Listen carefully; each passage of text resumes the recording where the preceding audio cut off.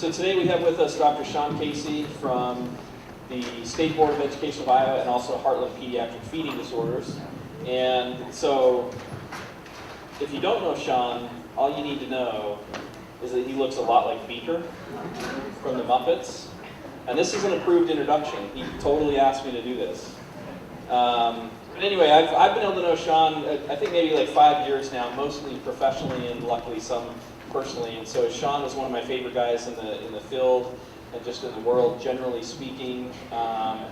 In terms of the work he does in the Department of Education about training educators to conduct behavioral assessments based on the standards of our discipline as opposed to other standards, and helping them actually develop the skill set to do that, and then in his work of feeding. So you guys know, before I came here, Sean was actually our consultant that we were looking to hire and get going a feeding program for us at the University of New Mexico to help across the entire state. So in terms of his recognition and his skill set, it's widely recognized even out in the yonders of New Mexico. So we're grateful to have him here today, and with that, we're going to go ahead and let him get started. Dr. Sean Casey.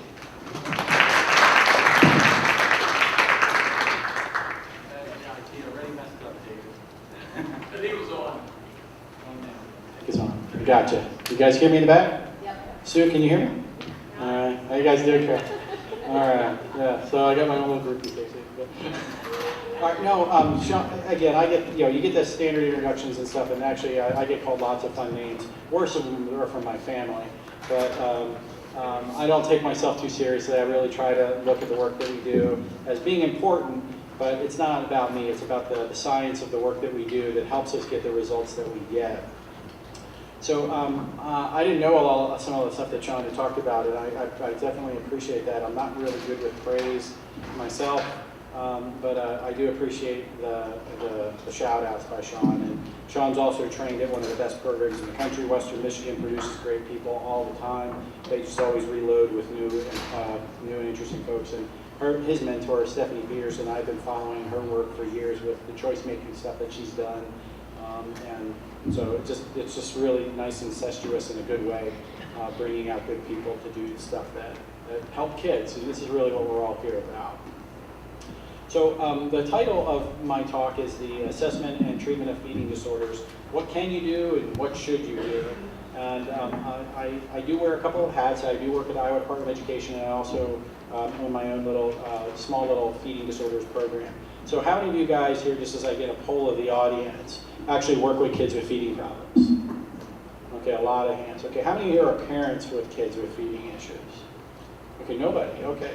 How many are behavior analysts or behavior analyst lights looking to do this work? Okay, good. Okay, how many of you guys are occupational therapists that do this? Okay. How about speech and language pathologists? Okay. Any nutritionists here? Nurses? Okay. All right. So those are all people that usually are involved with these types of things. And so I like to tailor this to the audience as I go about this. So if there are some questions that come up or something that's not clear, feel free to ask questions. Interrupt me if I say something that didn't make sense. Please just don't sit in the audience and I don't know, he's just over my head on this stuff. Make sure you get clarification, because if you have a question, somebody else probably does too. Okay, so who's this for? I'm really going to be able to get into the basics and beyond. I don't expect anybody to come walking out of here to be as good at this as I am. And I'm not saying I'm like super good, but there's probably, we had a brief conversation about this, there's probably less than 100 of us with PhDs that do this work worldwide. So this is certainly an area of need. And I set that up as we go into the prevalence numbers for this particular issue. So as you look at that and you're wondering, where is my direction? Is this a direction you can go into? You'll find that there's plenty of work for folks that do this. I'm not going to get into heavy-duty stuff, but I do want to give you at least a bit of a preview for how long it really takes to get there. Sean had referenced a project that I'm working on in the state of Iowa. We're training people how to do functional-based assessments in the state. And what we've learned in that project, it takes a little bit more than 3 years to train people to how to do that properly. And 3 years is not the best example because we're working with 18 agencies at the same time.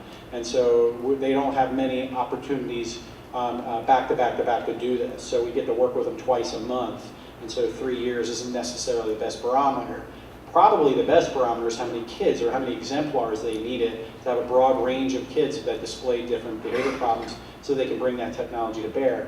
And I think that feeding certainly falls in line with this, and we're working on a project to actually do that in our state, to train people to how to do this. And again, when we talk about the prevalence dollars and the dollars that we can save with that, that'll also show value. And how do you convince a Department of Education to go into something that no Department of Education has ever done before? That is, be successful at what you do, and they're going to give you more money to do more good work. So that's kind of the good part about that. Okay, who am I? Why am I here? Just a brief little piece to this is that I started this work in 1991. Anyone here born after 1991? Okay. Oh, you guys are so kind, thank you. So I don't quite feel as old as I normally do when I ask this question. But I've been doing this work for now 26 years. And what I like about the feeding work is that when I walk into the room, there's 2 behavior analysts in the room, me and the kid. Now the kid usually has 2 or 3 years experience because they're 2 or 3 years of age. I've got way more experience than any kid, so I should be able to win out on the battle of wits that we're going to have as we embark on this plan of action for the child. I've been doing feeding disorders work since 1998. There was a feeding disorders program at Children's Seashore House when I worked there. I worked there from 91 to 95, and Bill Ahern, Peggy Eicher, and Mary Lou Kerwin were running that program. Most of what I did was play softball with Bill Ahern. We really didn't do too much feeding work, but I did fill in from time to time, and it really didn't take me, because who wants to work with little kids that are just going to throw up on you all the time? I'd rather work with the kids in the biobehavioral unit that are going to pull my hair out and bite my arm down to the bone. They're my favorite kinds of, those kids got personality. So I opted for that. But when I got to the University of Iowa, that was my graduate assistantship. So I actually was working in my program to work with little kids with feeding problems. And what I really liked about it was the success rates. All these kids got better. And the rate of reinforcement is a huge issue for me when I'm picking what choices that I want to allocate my responding to. And so when we're always successful, or almost always successful, why wouldn't you want to allocate your responding to that like the matching law would predict? And so that's how it's always been. I've always had an interest in this. And I tend to think of myself as a 2-sport athlete, like the Bo Jackson guy, where I play baseball and I play football. I kind of do behavior stuff and I kind of do feeding stuff, and I'm glad to have expertise in both of those areas. I formally got my PhD in 2002 in special education, but I don't identify myself as that. I identify myself as a behavior analyst first and foremost, but I use my special ed background all the time in the work that I do, because we're working with teachers and we're working with preschoolers, and we want to convince people why we're doing what we're doing, so we have to use that jargon and that technology. Nobody cares how smart we are. People care about how we can help their kids. And so we need to get out of sometimes the ABA speak and into more of the layman's terms of these types of things. So behavior analysts have really cornered the market on this area. We have so much research on this that there's nothing even close to the level of research that's out there. There's probably 150 published articles that behavior analysts have done, at least close to it at this point, that have shown the success of ABA methodologies brought to bear for this particular problem. Everything from liquid refusal all the way up to solid food refusal. Most of the main behavioral programs that are out there report high success rates, 86 to 94% from the Big 5 programs. The Big 5 programs are the Marcus Institute in Atlanta, the Hershey Medical Center right over here with the Keith Williams program, the Monroe Meyer Institute out in Omaha, the University of Iowa program where I trained at, and of course the Kennedy Krieger Institute, which is the biggest of all the programs that are out there. They also have the lowest of these rates, but we're not factoring the level of difficulty. Kennedy Krieger program takes on the most medically complex cases. So we say, well, they have an 86% success rate. That's really all not that good compared to the 94% success rate that we had at the University of Iowa. No, they take on tougher kids than we would, and we would refer kids that we couldn't take on. So if there's a kid on a ventilator and still hooked up to a whole bunch of bells and whistles in the NICU unit, we're probably going to pass on that one. And we're going to send them to those folks to be able to handle that. Now, I know when you see any slide up there that somebody says it's 100% success rate, the first thing that I go to in my head is this is a guy selling a fad, right? This is fads, then we never are failing. Well, I do have a 100% success rate in my private clinical work, but I cherry pick my cases.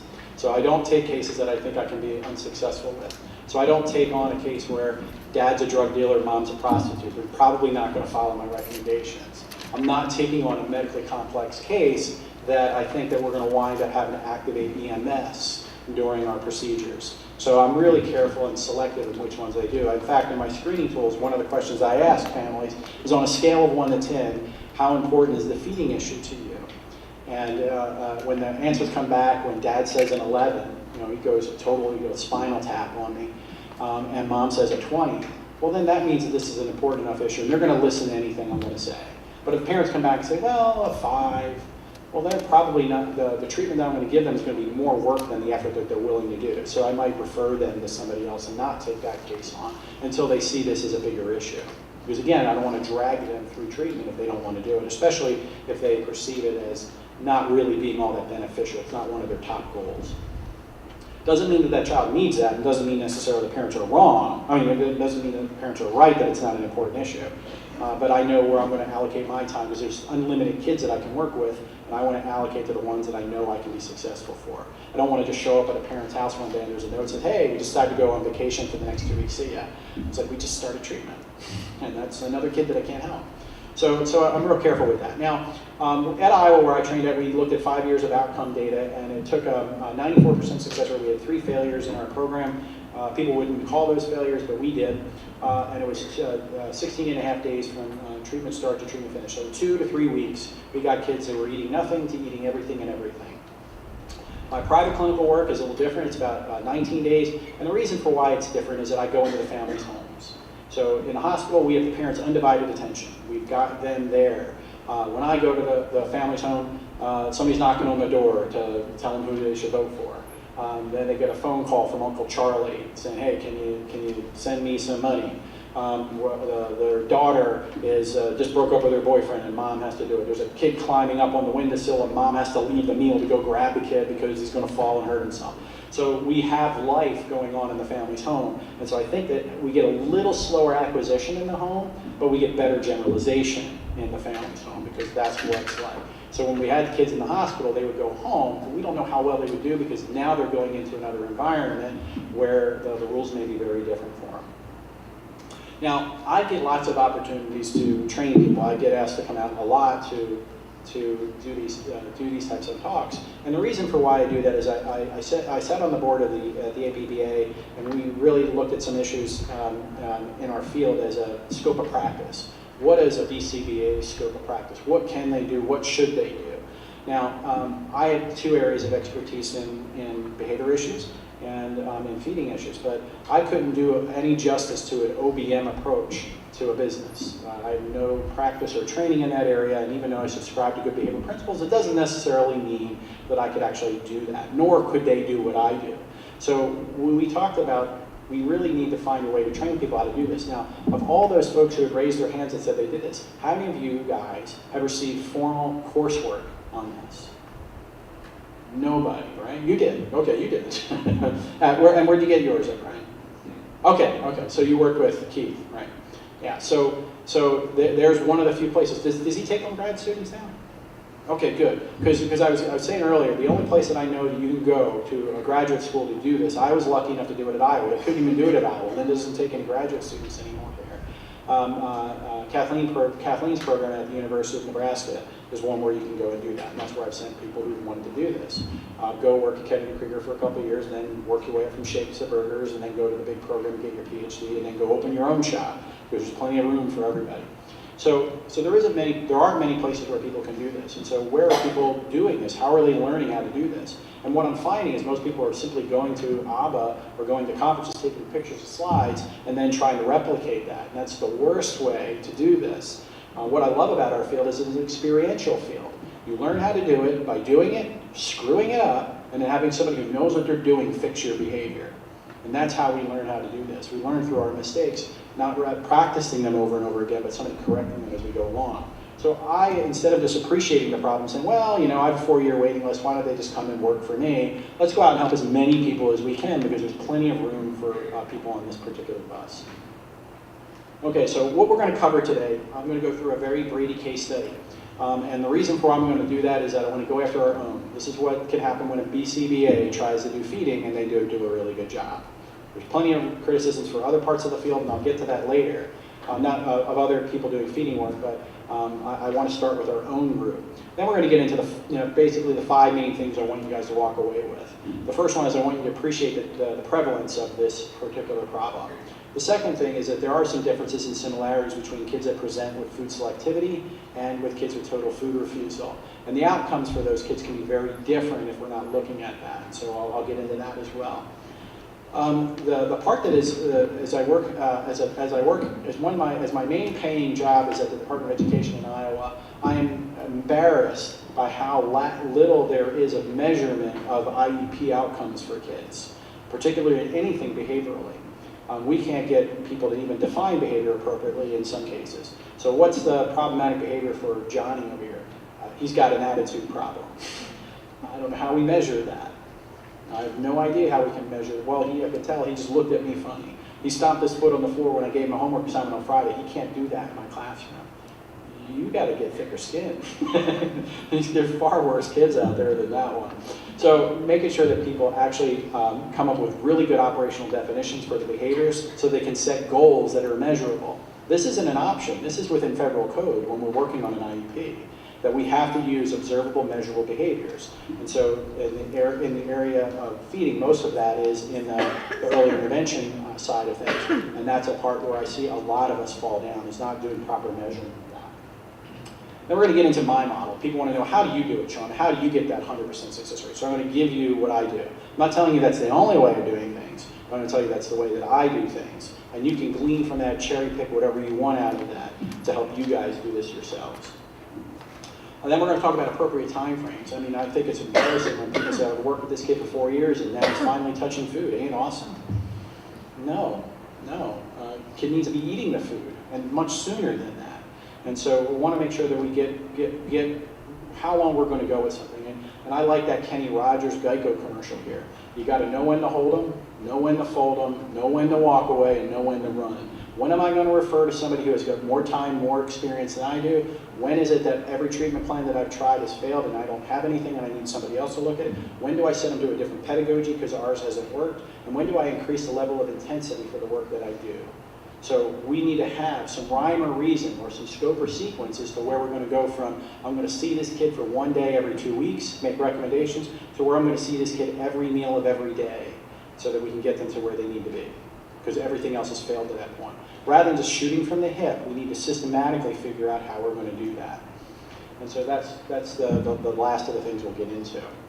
So in my experience, what I see a lot of people do, and I see this even with my behavior analyst colleagues, is that they use this bag of tricks, and a lot of people will sit in these talks where they've got a couple of arrows in their quiver that they pull out for a kid. I've got this token system, it worked great. Or they've got some other things that they've used, and then they really just want more arrows to put in their quiver. And that's not what this talk is about. This is about, you'll get those, you'll get a couple of things that you can put in there, I think I'll make a good case for it, but why are you going to use one arrow for one thing and one arrow for another thing, or more of like a toolkit? Under what conditions would you use one treatment recommendation versus another? I'll make a good case for why assessment is important for that part.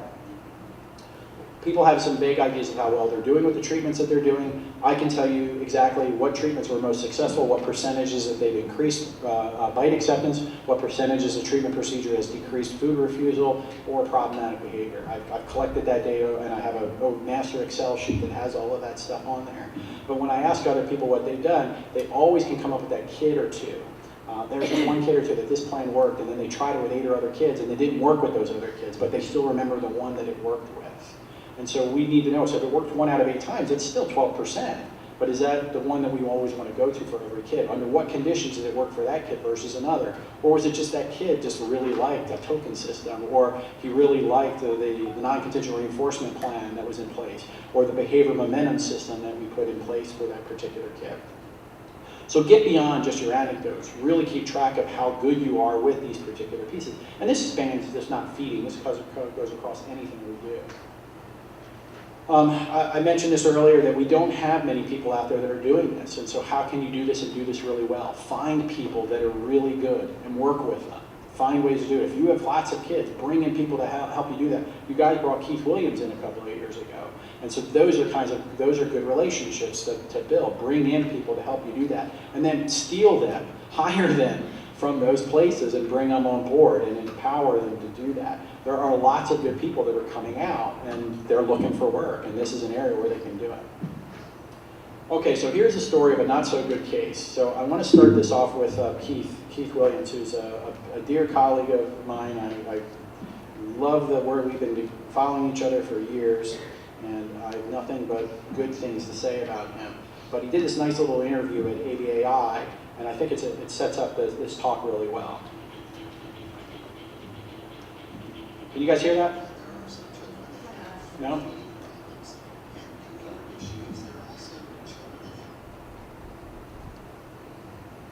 Start up again. Sorry about that.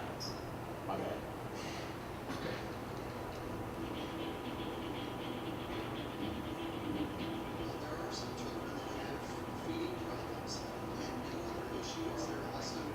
Got an idea.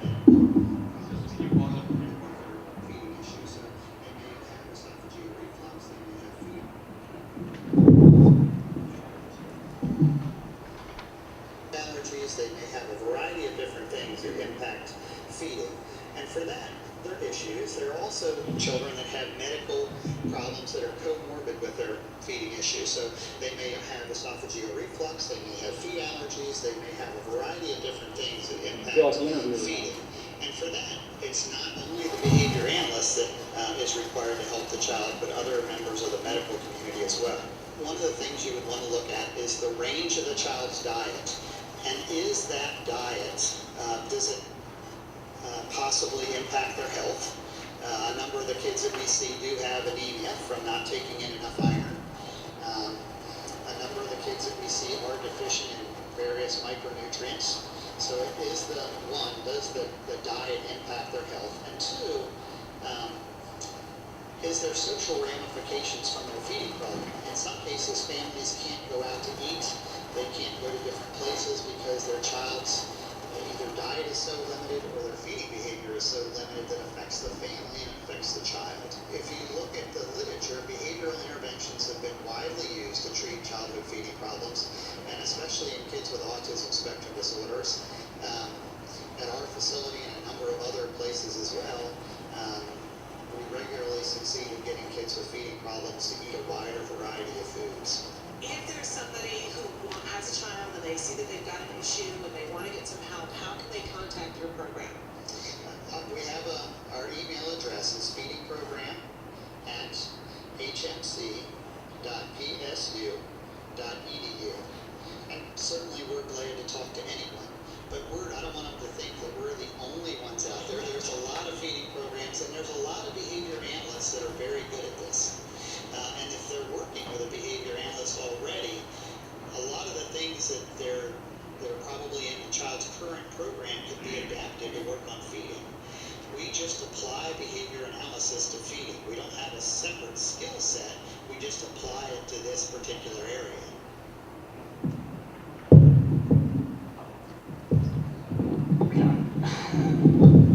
Okay, sorry if that didn't come through so clear. I apologize for that. But did you guys get a sense of what you're saying there? The important parts that I wanted to point out there is that he's applying the ADA to a feeding context. And let me stop this. Okay. So he's applying the ADA to a feeding context, and there's lots of different ways that treatment can occur. But more importantly is that I think he said in there that I really want to highlight is that there's lots of BCDAs that can do this. And that's true, but not all BCDAs can do this, which gets back to that scope of practice piece that I talked about. So when I have on my slide up here, it says BCDA does not necessarily mean that they're a behavioral expert. I want to show you one of the worst case scenarios for people entering in this process with not doing the right procedures. So I want to go after our own folks first. So here's our participant. He was Joey. He was 7 years old. He had a G-tube for 100% of his needs. He was eating somewhere between 120 to 220 calories per day as a 7-year-old. So you know that's not good enough. He certainly needed more than that. So he was tube dependent for 4 years by the time I came in contact with him. He was nonverbal. He had other behaviors in which he was treated for those behaviors that were more of your classic behavior problems in a classroom. Engage in disruption, aggression, and self-injury. He'd bite himself. He would bang his head. He would pull hair. He twist. Women really had a tough go with the longer hair. He'd just twist up their hair and pull them down. And he was even though he was 7, he was about the size of a 5-year-old. But he really was adept at engaging in these behaviors. And they had frequently used restrictive types of procedures like a basket hold to manage his behaviors. So in a task where he would disrupt it by ripping up his materials, they would physically guide him to pick up his materials, put them back, and then continue on with the task. So they had similar treatment procedures in place. He had an autism diagnosis. He had a history. He had a history. He had a history of reflux.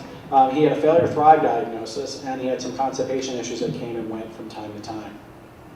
Now, this is his treatment plan. Now, how I came in contact with this particular kid is I sat on the behavior management committee that had 3 lists, 3 pages of kids who had restrictive procedures that would require oversight of some sort.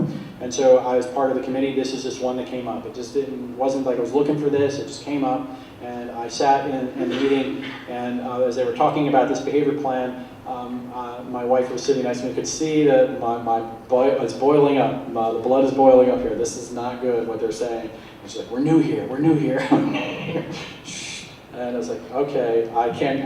I was like, "Popeye, I can't stand it no more. I have to say something." So this wasn't having 3 meals a day wasn't the problem. That was okay.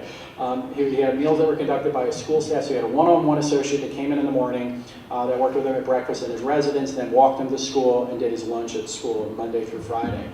On weekends and holidays and in the evenings, the residential staff ran his protocol. It was the same protocol in both settings. The existing plan consisted of these components. So they had what they called an enriched environment protocol, in which they brought toys to the meal so he could play. So he had some things that he could interact with to make the meal less aversive. Then they did behavior momentum, in which they offered preferred foods first. So they would start off the meal with 5 bites of chocolate pudding before they would offer him a bite of broccoli.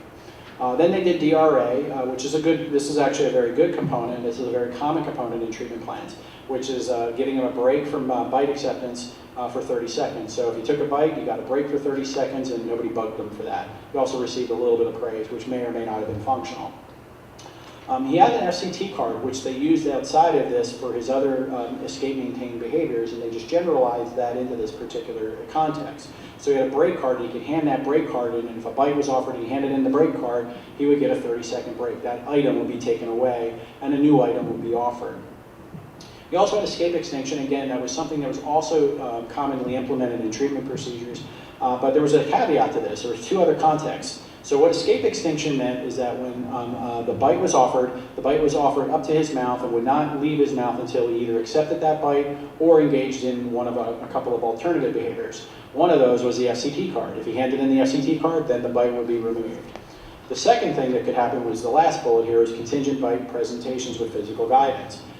His behavior plan outside of this was that if he was disruptive, he was placed in a basket hold, and then he would have to physically guided to restore whatever he did in the environment. So they brought that into this particular context, where they restrained him with one hand, put the spoon in his hand, and then forced him to feed himself. Now, what you don't know is that Joey would resist this, and he would push back, and then eventually he would get it in his face or in his head, in the back of his mouth, into his teeth.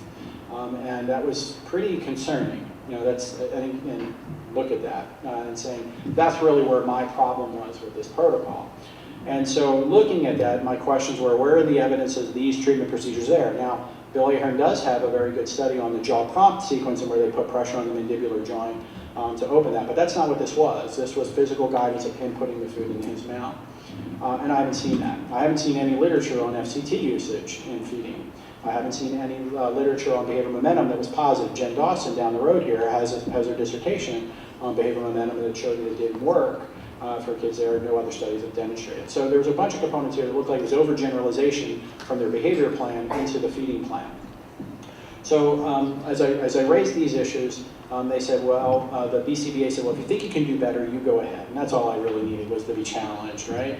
So, okay, I will. And so I did, and I did. I literally came in on weekends. I came in and stayed late for dinner. I came in early for breakfast. I did every meal every day with this kid until we accomplished our goals. And I do that with every kid that I work with, by the way, so that's not just particularly for this kid. So there were a couple of other components that were kind of odd but need to be pointed out. They weren't part of the formal plan, but when we saw the plan operate, I wanted to at least bring these to everyone's attention. One was that when the bite was presented 6 inches away so he could look at it. He would look at it, and if he didn't like it, they kept it out there for 5 seconds and they brought it up to his mouth. If after 5 seconds, if he looked at it and he didn't want it, he went like that, he could wave it off, and then another bite would be offered of a different food item. So he could actually wave off anything that was offered or picked for him. Another thing that was interesting and I've never seen before or since was this thing called meal termination criteria. Meals ended upon him using the FCT card 5 consecutive times. So if he used the FCT card, he got a break from that bite. Okay, Joe, it's time for a bite. Oh, good job asking for a break. Okay, 30 seconds later, it's time for a bite. Okay, you get a break. Okay, and they did that for 3 consecutive times. On the 4th consecutive time, good job asking for a break, but you still have to take this bite. And so whatever it is, you have to finish that bite. And then lead to all kinds of problems, and almost every time it resulted in a contingent restraint bite presentation. The next time he engaged in the FCT card, the 5th consecutive time, then they said, good job, the meal will be over after you eat this bite. And so they went through the same thing. Usually, not always, but usually it resulted in the contingent restraint bite presentation again. He'd get it, and then he'd get down. Now, if he did that 3 times and then took a bite, then it'd start all over again. So it'd be 5 consecutive usages of the FCT to end the meal. Then they applied caloric consumption requirements. And the caloric consumption requirements were based off of what his daily needs were. His daily needs were 1,400 calories per day. And so a meal would have to be represented to him if he didn't meet these criteria. So if he didn't consume 500 calories within the meal, or 1,400 calories for the day, like if he did really well at breakfast and lunch, he'd only have a couple calories to eat at dinner, then he would have to come back and sit for another time and do the whole thing all over again. So when it was all said and done, these meals lasted on average, 1 hour and 10 minutes. And it was also disruptive to the other kids in the classroom because they couldn't go on outings because of his behavior plan, which requires sometimes he needed to be restrained. And so when kids were going on outings, either at best, another staff member with another kid would have to stay behind, or the whole class would stay behind. So his plan was actually, or this particular issue, was impacting the other kids in his environment. Now, like I said, I've never seen this before, and then they'd weigh it. They'd weigh the food, count up the calories, and he never met these criteria. So he would have a second meal. So every time he had to repeat this meal. So these meals for him were about an hour, a little over an hour long every day. Staff hated it. He hated it. And so we had to come up with some other components to it. Like I said, I've never seen this before or since. And the reason why caloric consumptions are a problem, I get the idea that we need him to meet his caloric needs, but if you're feeding him broccoli, he has no chance of doing it. You have to eat 180 bites of broccoli to meet that particular goal, right? So the calorie requirements would depend on the food that he was getting. It wasn't based off of how much volume he ate. It was based off how many calories he consumed. So they had the wrong parametric measure for evaluating this in any way that I could think of. So we came up with different goals. So when I said, okay, well, I'll do it, the plan was, we'll scrap their plan and we'll do my plan. I'm like, no, we can't. We have already approved this plan, so we have to run this plan. So you have to do a component analysis and take away the components one at a time. Biting my tongue, okay, I already committed myself to do this, so I will.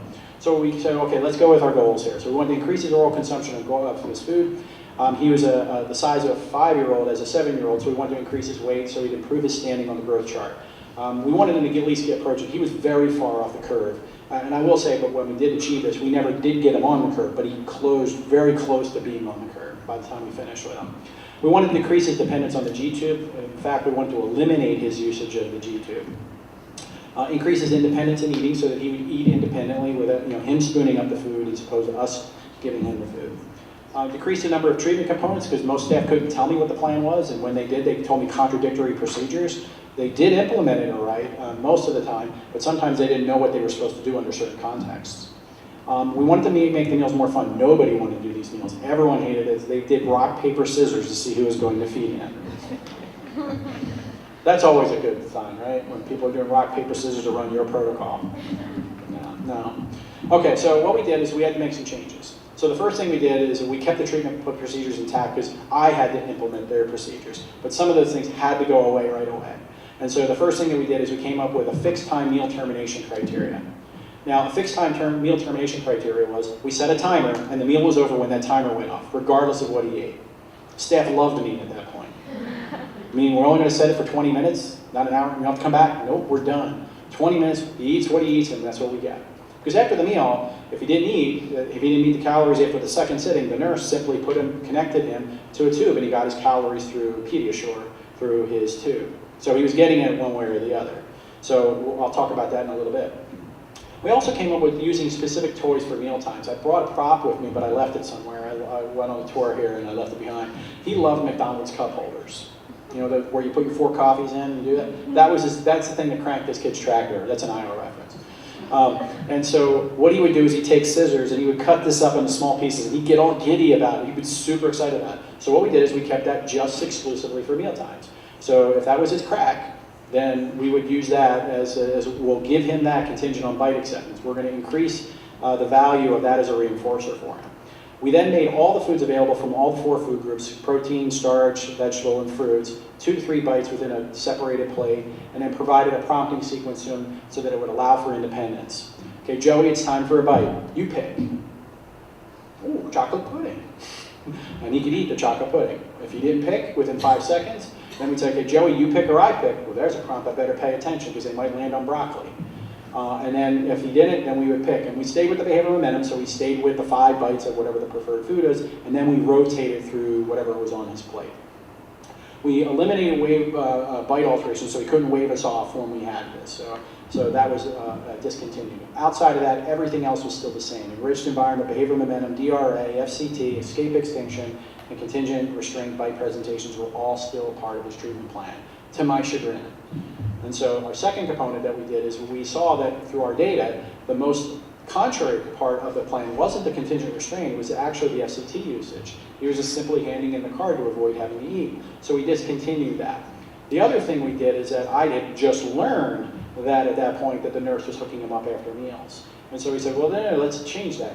If he's got to get the calories daily, can we move those to the overnight shift? This way he stays hungry during the day so that when we sit down during the meals, he'll be that much hungrier. Not that that would work by itself, but maybe it would, but it wouldn't hurt us to have him be that much hungrier at the meal so he'd have more motivation to eat.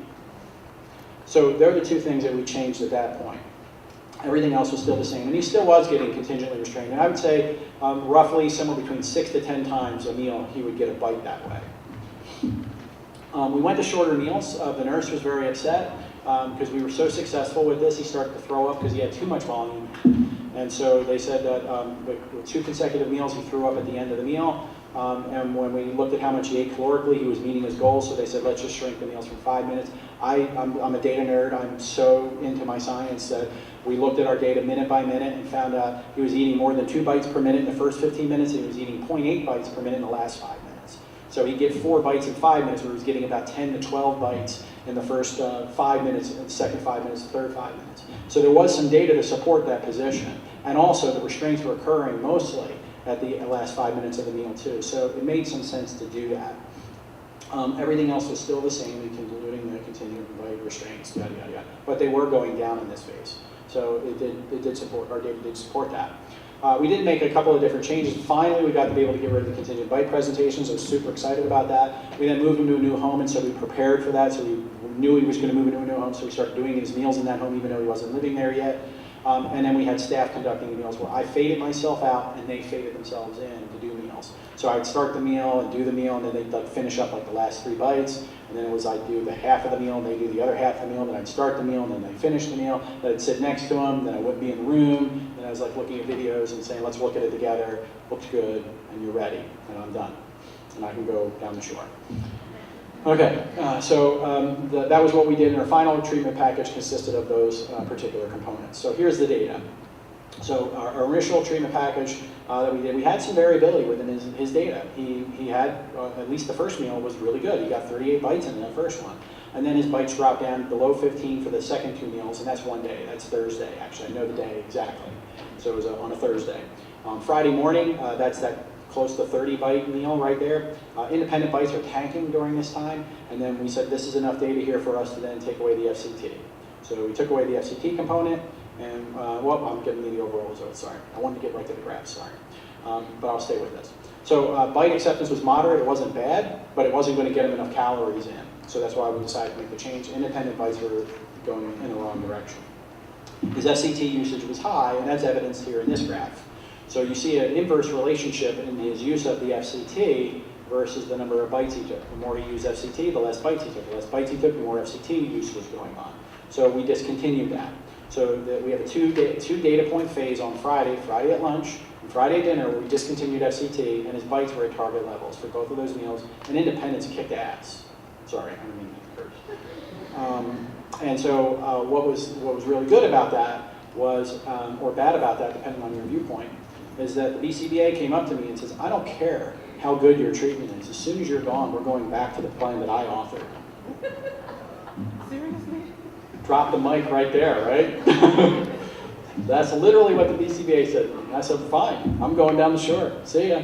And so that's Saturday and Sunday's data. That's how I knew that was Thursday and that was Friday, because I went down the shore. And so who's your next speaker coming up? He was the boss. So I left Terry Page an email and said, hey Terry, I'm going down the shore. If they're not going to follow my program, I'm not going to bother coming in on my time, my own personal time. And so I got a call while I was down the shore, playing miniature golf. And Terry's like, hey, come in on Monday. We'll take care of it. And we did. Came back Monday morning, FCT, down at low levels, bite acceptance at high levels. So we have a nice reversal design. So I guess thank you or not thank you, whichever way you want to look at it, we clearly demonstrated that FCT was not an important component. In fact, a contradictory component for this particular kid's treatment plan. So we had the talks, the come to Jesus moments happened. Well, Sean, you can't just leave and not do treatment when you say you're going to do treatment, but if they're not going to follow it, I'm not going to waste my time. Well, we'll handle that part, but you've got to make sure you do your part. And so I talked to Terry about that. It was a lot of fun. It was certainly a fun conversation. Okay, so bite acceptance went up to 39 bites, or close. Our goal was 40 for him, so it was really good. Independent bites were high relative to the previous phase, and certainly on an upward trend. It wasn't completely good. There wasn't one-on-one correspondence, and it necessarily wasn't what we were looking for at that point anyway. We wanted to get calories up first. We wanted to get him off the tube. We could care less whether he fed himself at that point. So we had physiological distress, as I mentioned. He threw up at those last meals, and when we looked at the data, the nurse made the call that we're going to shrink the meals. We talked about adding a fourth meal to make up the calories, but she said he was getting enough calories in that we don't need to do that. I will say later on that a fourth meal was added for snack because he was so far below the curve that it was useful to get more calories into him anyway. So they did add a snack, but that's not represented here in the data that I'm going to show with you. So when we took out when we lessened 5 meals, 5 minutes of the meals here, this is the same data that you just saw. It's continuing the graph here. So from meal 16 on, what we're seeing here is that he's averaging about 30 bites per meal. With some meals, he's doing really well, which meant that he was actually going down and taking more bites of stuff that he didn't want. So that was kind of good. But overall, we saw a small decrease from where we were before. But that's expected. He's eating 5 minutes less. He's going to eat 5 minutes less of opportunities, so he's going to have 5 less minutes of opportunities for bites. Independence was tanking as well. We weren't going in the right direction with independence, but we weren't targeting that, so we figured we'd have to target that in the future. So overall, bites decreased from 39 to 33 or 34. So we lost about 5 bites, which is very corresponds with that 4 bites in the last 5 minutes that we had looked in our data. So that's basically what we lost within that. We also lost a lot of the contingent bite presentations, but we didn't completely wipe them out. Independent bites were still at low levels and going down quick. Now, these are the last 3 phases that we talked about. So when we, whoops, all right. This is,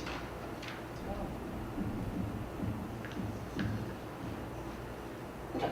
So when we went to our last phase where we finally got rid of the contingent bite presentations, I'm sorry, this is it. No, this is it here. We did see some variability, but what we're starting to see is you see these closed squares here covering over that. That's the total independent bites when he actually ate them independently. So if they're overlaying with each other, every bite he self-fed. So when we got rid of those, I think that's this phase. I'm sorry, I'm skipping a phase. So we had an initial decrease of bites in the first day and a meal, and then it started to creep back up to high levels with a zigzag up, but it started to get up to appropriate levels. When we moved into the residence, which you can almost take out the phase line, it seems like it's the same continuation. There really isn't any difference, at least in the negative standpoint. We get that we had. And then we had some problems when we started initial staff training. He may have just overgeneralized it. I'm the one doing the meals, and he started to give some problems. But I couldn't explain all of it because I did most of the meal, and the other person was doing part of the meal. So overall, we did see that bite acceptance started off lower and then continued to increase to high levels across these phases. So it went from 23 bites to 27 bites, and then still up at the upper level of 27 bites. Independence was still pretty good and still increasing overall in the trend. Okay, so now these data here was after staff training. As I mentioned, I faded myself out. I'm no longer doing meals. In fact, at this particular phase, I am not even present during meals. They're just giving me their data. So this is the one-on-one associate and the various staff members that we're working with them in the home. And each of these represent every meal for 1 month of follow-up. And the overall bites are really what's important here, is that 30 bites per meal, and almost all of them are independent. Occasionally he didn't. He had 2 meals where he was really far off in his independence, where he just wasn't having it that day. And that's here, and that's here. Those 2 meals. He certainly didn't always have a good meal, but that's part of the reason for why we decided to add another meal, because he wouldn't meet his caloric requirements when he had meals like that. So all 3 meals had to be good for us to be able to meet his caloric needs. So we did follow up for 2 years. That's the beauty of having a kid in your own program. You can follow them for a very long time, right? So we did. So we looked at the final treatment package. I was happy. We were doing that. I wound up getting a couple of other cases at the program. But what I did is we looked at the overall results for this kid over a 2-year period. So there's the data you already saw. And then 9 months after we did treatment, he had, this is what his bites were in lunch on that particular week, 9 months after the last day I collected data on him. So these are polls. We have all of the data. I'm going to report the whole data set, but I'm not going to show you graphs for 200 data points. It's just too scrunchy. Independence was horrible, and so I looked at that and I said, what's going on here? I says, well, it's easier for us if we feed him. And I says, well, that doesn't help him for his IEP goal, so we're going to let him eat independently, and so we fixed that. After 12 months, it was still good, and then 15 months, this isn't representative of what that looked like. Again, these are just weekly polls of data. The 15-month looks a lot more like what we saw with 21 and 18 months, where it was like 1 meal where it was off by just a couple of bites. But for this particular, these are the actual data. So on 2 of these days, it looks like Thursday and Friday on those days, he didn't do as much independence on those. But overall, anywhere from 25 to 30 bites, and we were doing 4 meals a day with him at this point, so we were certainly getting enough calories into him. So overall results, and this is all of the data from all of the environments that he worked in. 28 bites in year 1, 26 bites in year 2 across meals. And the reason why bites dropped below 30 was that they were letting him play longer. So instead of 30 seconds of playing, they were letting him have like 35, 40 seconds of play after he took a bite. So that was really what was accounting for the differences. And that's just more trivial than anything else. Post-treatment results for this guy. 1, his total bite acceptance has increased over the course of this particular treatment. He had gained on his growth chart. He didn't get onto the chart, but he came up pretty close to being on the chart. We did remove the G-tube. He had the G-tube in place for 5 months afterwards, which they used as a PRN. They'd only put the Pediasure in him if he didn't meet his caloric requirements, and they didn't have to do that for 5 months. Then he developed an infection with the tube, and they said, how often is he using it? He's not. It's gone. So they didn't get rid of it because of treatment. They got rid of it because it gave him an infection. So I'd love to say that we took credit for it, but kind of we did, but not directly. Increased independence during meals. He was self-feeding at that point. Meals were more enjoyable to the staff and Joey. Joey would frequently approach people to come to meal. He would take them to go get his stuff out of his feeding materials out of his closet, and then take them by the finger over to where he was supposed to sit down and eat. He also went out into the community. Oh, I didn't get that. I'm skipping one. The complexity of the treatment was easier. All the staff could easily report what this was. More importantly, they could explain it to a brand new, novel person. They could implement this procedure pretty darn easily. So there was very little, there was a lot of parsimony within the particular treatment that we did. They went out into the community, so they would take him out to Pizza Huts and other kinds of Chuck E. Cheese's and stuff like that. And they would report that kids would have problems, but it wasn't him. He was the one who was eating good, and other kids were the reasons why they had to leave those programs, because it wasn't because he was throwing food. And I didn't even mention that. His disruptive behavior was throwing food. We had like 100 spoons. He'd steal that spoon out of her hand and throw it, and there'd be chocolate everywhere. We had like trash bags up on the wall. We had a mat, shower curtain or covering, the carpeting, and still it would get all over us. I wore a nylon suit during this whole treatment procedure. It was easily clean. I still have that. I still kept that. We're also able to increase the texture and variety of these foods. So we went up from just going from pureed foods and mostly fork mashed foods all the way up to solid foods with him. So the reason why I wanted to talk about that is that this is a guy that was on a feeding tube for 4 years with people who didn't know what they were doing, trying to generalize an area of training that they have into this. So when Dr. Williams says, we're just behavior analysts who's applying this to feeding, I think there's a little bit more to it than that. There's a little bit more art or science to that than this. So I don't know that any just typical BCBA can do that. And I'm not saying that I'm better than anybody else. I'm certainly not better than Keith. I'm not better than some of those folks. But I don't suck at this. But I know that there are plenty of people in my field, including this person who still works today, that shouldn't be doing this. And so don't be this. Don't what was that joke? Don't be this person. So don't be Fred or whatever this person's name is. It's not Fred. I'm not going to say. I'm not going to tell anyone. So don't approach me afterwards. Okay. All right. Okay. So that's a case study of a kid of a person that did this improperly. Now I want to use that as kind of setting up the rest of the talk. So I'm going to come back and reference this. I'll blend in another case study a little bit later to a much more cheerier story. This is a cheery story. This is a kid that didn't have treatment and had treatment and was off of a feeding tube by the time we were done. So that's as good as it gets for us. I mean, when you're looking for reinforcers, you did something that nobody else could do. That's powerful. So what we're going to do is we're going to talk about the definition and prevalence of feeding disorders. What are we talking about? And there's some really loosey-goosey pieces with this. We're going to talk about the differences between total food refusal and food selectivity. They're the same, but they're different, and there's different outcomes for each of these kids that we need to be cognizant of. We're going to talk about important feeding measures. How do we measure this? You came up here, Sean, with your Iowa Department of Ed hat says we're supposed to use very clear-cut measures for measuring success and failure of our treatment efforts on an IEP. This applies, and so we need to make sure that when we look at an IEP on feeding issues that we have really clear data collection goals and operational definitions of what we're measuring. Then you're going to get the mother lode of how I do it. We're going to talk about the methodology that I use when I go and work with a family, and then how long do we do it? And this is that whole Kenny Rogers stuff that I talked about earlier. When do you hold them, when do you fold them? And so even I will sometimes think that I have to send somebody to somebody who's better than me or has more resources than me. It's rare, but I do, because again, I cherry pick my cases. But when I run into a case that I don't think I can take, Kenny Krieger's where you go. I know this is where you should go. Okay, so definition and prevalence.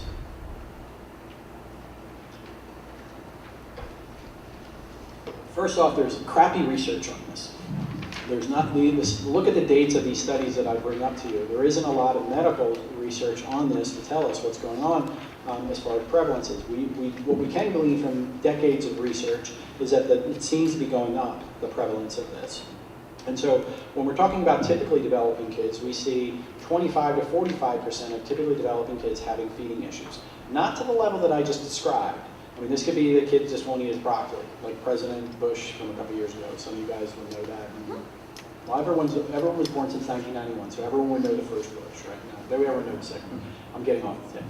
All right, when we talk about kids with developmental disabilities, that number goes up. 30 to 80% of kids with developmental disabilities. But again, that research is pretty dated even today. Now, why we're seeing higher prevalences is mainly due to the burgeoning issues of autism. Kids with autism often will demonstrate various versions of feeding disorders within this. Kim Schreck over at Penn State Harrisburg did some survey research on this, finding that 89% of moms who reported that their kids with autism had feeding issues or feeding difficulties as one of their problems. So that's a pretty big number. That's a very large number. In fact, if you go all the way back to the original diagnostic criteria for autism, feeding peculiarities was listed as one of the potential criteria for identifying kids with feeding issues. Kids with physical disabilities also have a range of possibilities within this. And then, of course, kids that are in NICU units are usually hooked up to all kinds of bells and whistles, and feeding tubes are often associated with a particular group. So why we're seeing increased prevalence is that autism is increasing in its diagnostics, and we see better survivability for kids in these neonatal intensive care units. Now, of all the outcomes that we're dealing with this, the worst of the outcomes is death.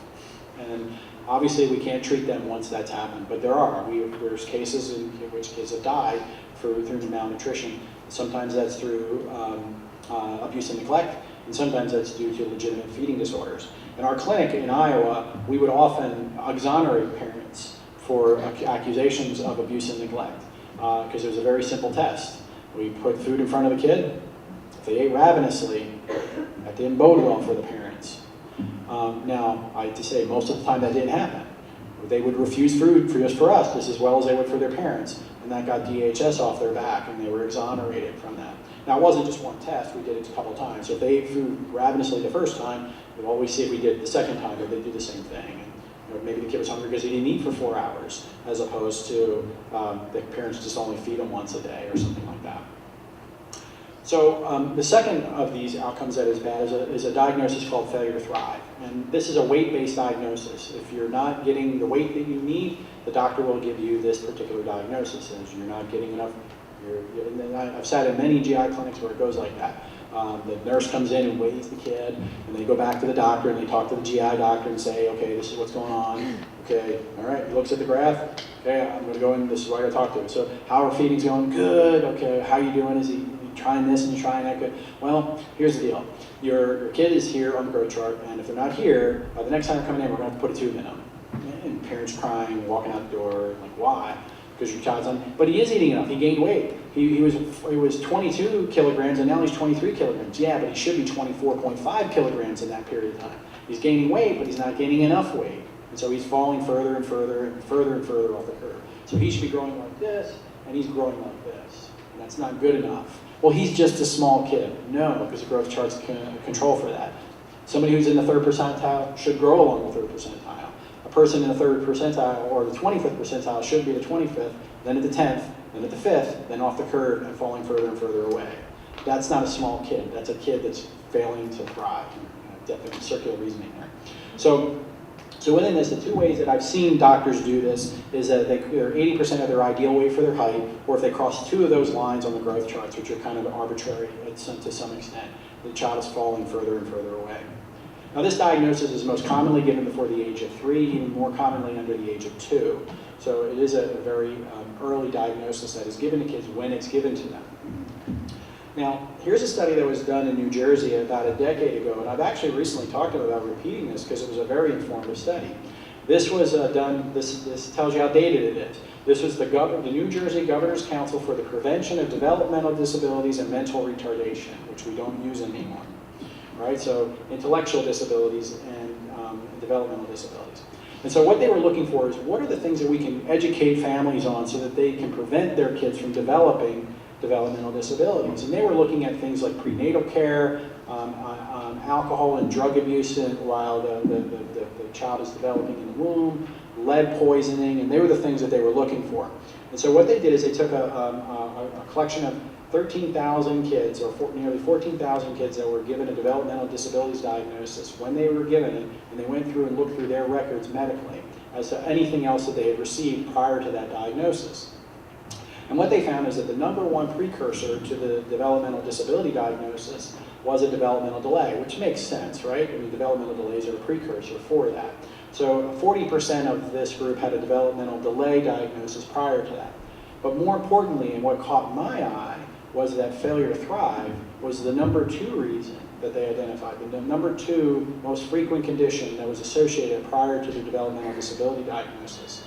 So they weren't looking for that, but that was there, and I'm looking for that, and so that's very interesting. So when we looked at this more closely, that of the 2,700 kids, that the majority of the kids that received their failure to thrive diagnosis occurred between the ages of 1 and 2, with another majority, a closer to it, but not quite, being under the age of 1.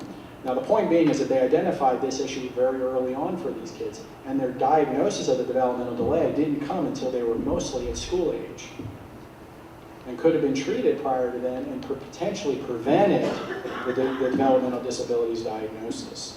Now one would say, well, it might have been comorbidity, but 90% of this is not overlapping. 90% of these kids with failure to thrive did not overlap with the kids that had their MR, or their, I guess it was an MR at the time, or whatever their developmental disability diagnosis was at school age. So there was some comorbidity, but it was not very frequently. And this is the argument that I make at the department for why we need to work on this. Because I make the argument, how much does it cost to educate a child on an IEP for the lifetime of that child? A lot. So what if we can treat 5% of them? How much money would we save? A lot. Okay, what if we could treat 25% of them? A lot more. You should do this, Sean. And so that's how I make my case for the department for why we should do this as an early intervention model. Okay, so just to kind of state this basically, that was the interesting facet. This was done in 2005. You can actually pull up this report. It should be in your notes section on this. And if you don't, I can give you the citation. It's a PDF document. You can pull it down. So when we're talking about the prevalence of failure to thrive, think of it as the bell curve. For every kid that's overweight, there's another kid on the other side that's underweight, right? It's a bell curve, by definition. So the identification pieces that we see in the medical textbooks is that the prevalence of failure to thrive is about 3 to 10% of the open population. So I want to go with the most conservative number of 3%. Now in Pennsylvania, there's 13 million people that live in, just about 13 million people that live in Pennsylvania, which leads us to over 700,000 kids under the age of 5 in the early intervention category of kids, or at least under 5 preschool kids. When we're talking about school-age kids, we're talking about 2.7 million people under the age of 18. Now, if we were to just take this down to this particular county, there's 500,000 people in this county, and that means that there's 900 kids with failure to thrive just in this county. Okay, so just keep that in there. If we take 3% times that population, that's the number we get. If we're talking about this county, how do you pronounce this county? John? Tredeffen?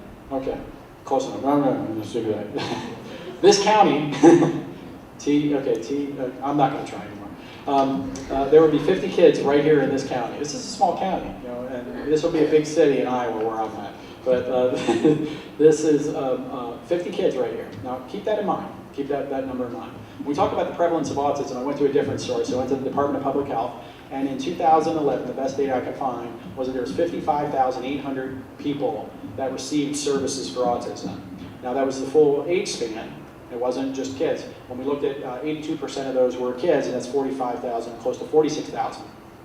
Chester County alone, which is this county, had 1,300 or nearly 1,400. And when we're talking about school-age kids, that made up about a little more than 1,100 kids with autism receiving some form of services. That could be anything from transportation to a full 40-hour program for a kid. Now, again, if we apply the numbers that we read from Kim Schreck's research, 89% of those kids, if we take the whole state, now we're talking very large numbers again of kids with feeding issues. So a lot of kids with feeding issues, a lot of kids with failure to thrive, a lot of kids with autism with feeding issues. When we add these numbers up collectively, we come up with very staggering numbers. 63,000 kids. Keith Williams can't handle this. He'd love to, but he can't. He can't take this all on. Here in Chester County, Keith Williams couldn't handle this. Here in this county, he couldn't handle, I guess he could. He probably could handle this. I couldn't. If I were at my maximum capacity, if it takes me 2 to 3 weeks per kid and I'm the one doing it, I can see roughly at most, at my maximum capacity, 20 kids in a year. I wouldn't be able to keep up with the current referral rate within this particular county. This is a need. This is not an issue that's not, what's the big deal? It's as big as the obesity epidemic, by definition of the bell curve. So we can handle it. Plus you add the autism piece on top of it, which we are already treating for most kids. Okay. So why is this such an issue? You guys know this picture? This is the Jackson family from New Jersey where the kids were eating out of the garbage cans from their foster family. And then the kid had a cognitive insult on, sorry, I'm making all this noise. The cognitive insult of him eating out of the trash cans because he was starving. His foster parents didn't feed him. And as a result, they sued the Department of Human Services, won a multi-million-dollar lawsuit. And these kids are still functioning at very low levels. We can get them to eat, and they've grown, they've filled out their weight. They're no longer 45 pounds as a 15-year-old. They're about 90, 95 pounds now as young adults 10 years later. And you can go look up the story on the Wikipedia on this if you want to get more detail of it. The reason I bring it up is that this is the example of what happens if the kids don't get their nutrition. And so failure to thrive can have huge negative outcomes for these kids. And so this is not a laughing matter. This is not one of those ones, well, you know, we'll get around to it. No, this is something we need to treat pretty quickly and pretty soon. So another way to look at this is our early intervention graphs for brain growth. So when we look at the brain growth graphs for kids between birth to 3, 75% of brain growth occurs by the age of 3. And we can fix the feeding issue when they're 7, like we did with the boy that I talked about earlier. But we've missed that window. And for you guys who are parents who have 18-year-olds, their brain's still growing, so forgive them for some of the stupid things they do. I hope my brain's still growing, but I can't use that excuse anymore. But my point being here is that sometimes parents will resist the idea of getting a tube feeding for their kid because it will mess up their ability to model and vogue. And that really is far worse of an issue for them, cognitively speaking, if we do. And so I see many parents will just change doctors when the doctor brings up the suggestion that we got to put a tube in them. And that leads to longer problems for our kids. So my point here is that really the time to work on this is really in that 1 to 2 category where these kids are identified. As soon as they're identified, we should bring resources to bear. And if we were to do that, we could save so much money for a state, for an insurance company, for any organization that's doing this work. It's not that treatment takes us any longer. We did a study on this when we were in Iowa. We looked at the kids, we did a split half of the older kids versus younger kids. And we did find that there was a significant difference in the amount of the length of the admission for the kids. It was 4 days. So kids that were anywhere from 20 months to older than that took us 4 days longer than the kids that were under 20 months of age under treatment. So there was a significant difference, but it's not, to me, it's still 2-3 weeks. That's nothing in the bucket of this kid's pediatric career. Okay, developmental delays are common with this, adaptive behavior, or speech and language. There was a speech and language person here, right? Yeah. So do you work with kids with feeding problems? Do you see speech and language delays very common with these kids? Yeah. I don't know what the percentages are. I can't find the study that does it. But my guess is, in my experience with it, it's about 85% of kids that have feeding issues also have some speech and language delays along with that. But that's not my area. But do you know of anything on that? I've asked every time I see this, I do this, but I don't find it. Okay, we also see that their energy needs aren't being met, so these kids are a little bit more colicky. These kids are also sickly more often. They're in the emergency rooms more often than their population should predict because their immune systems are less developed. And certainly these are where the first behavior problems start, but it's not the last rodeo.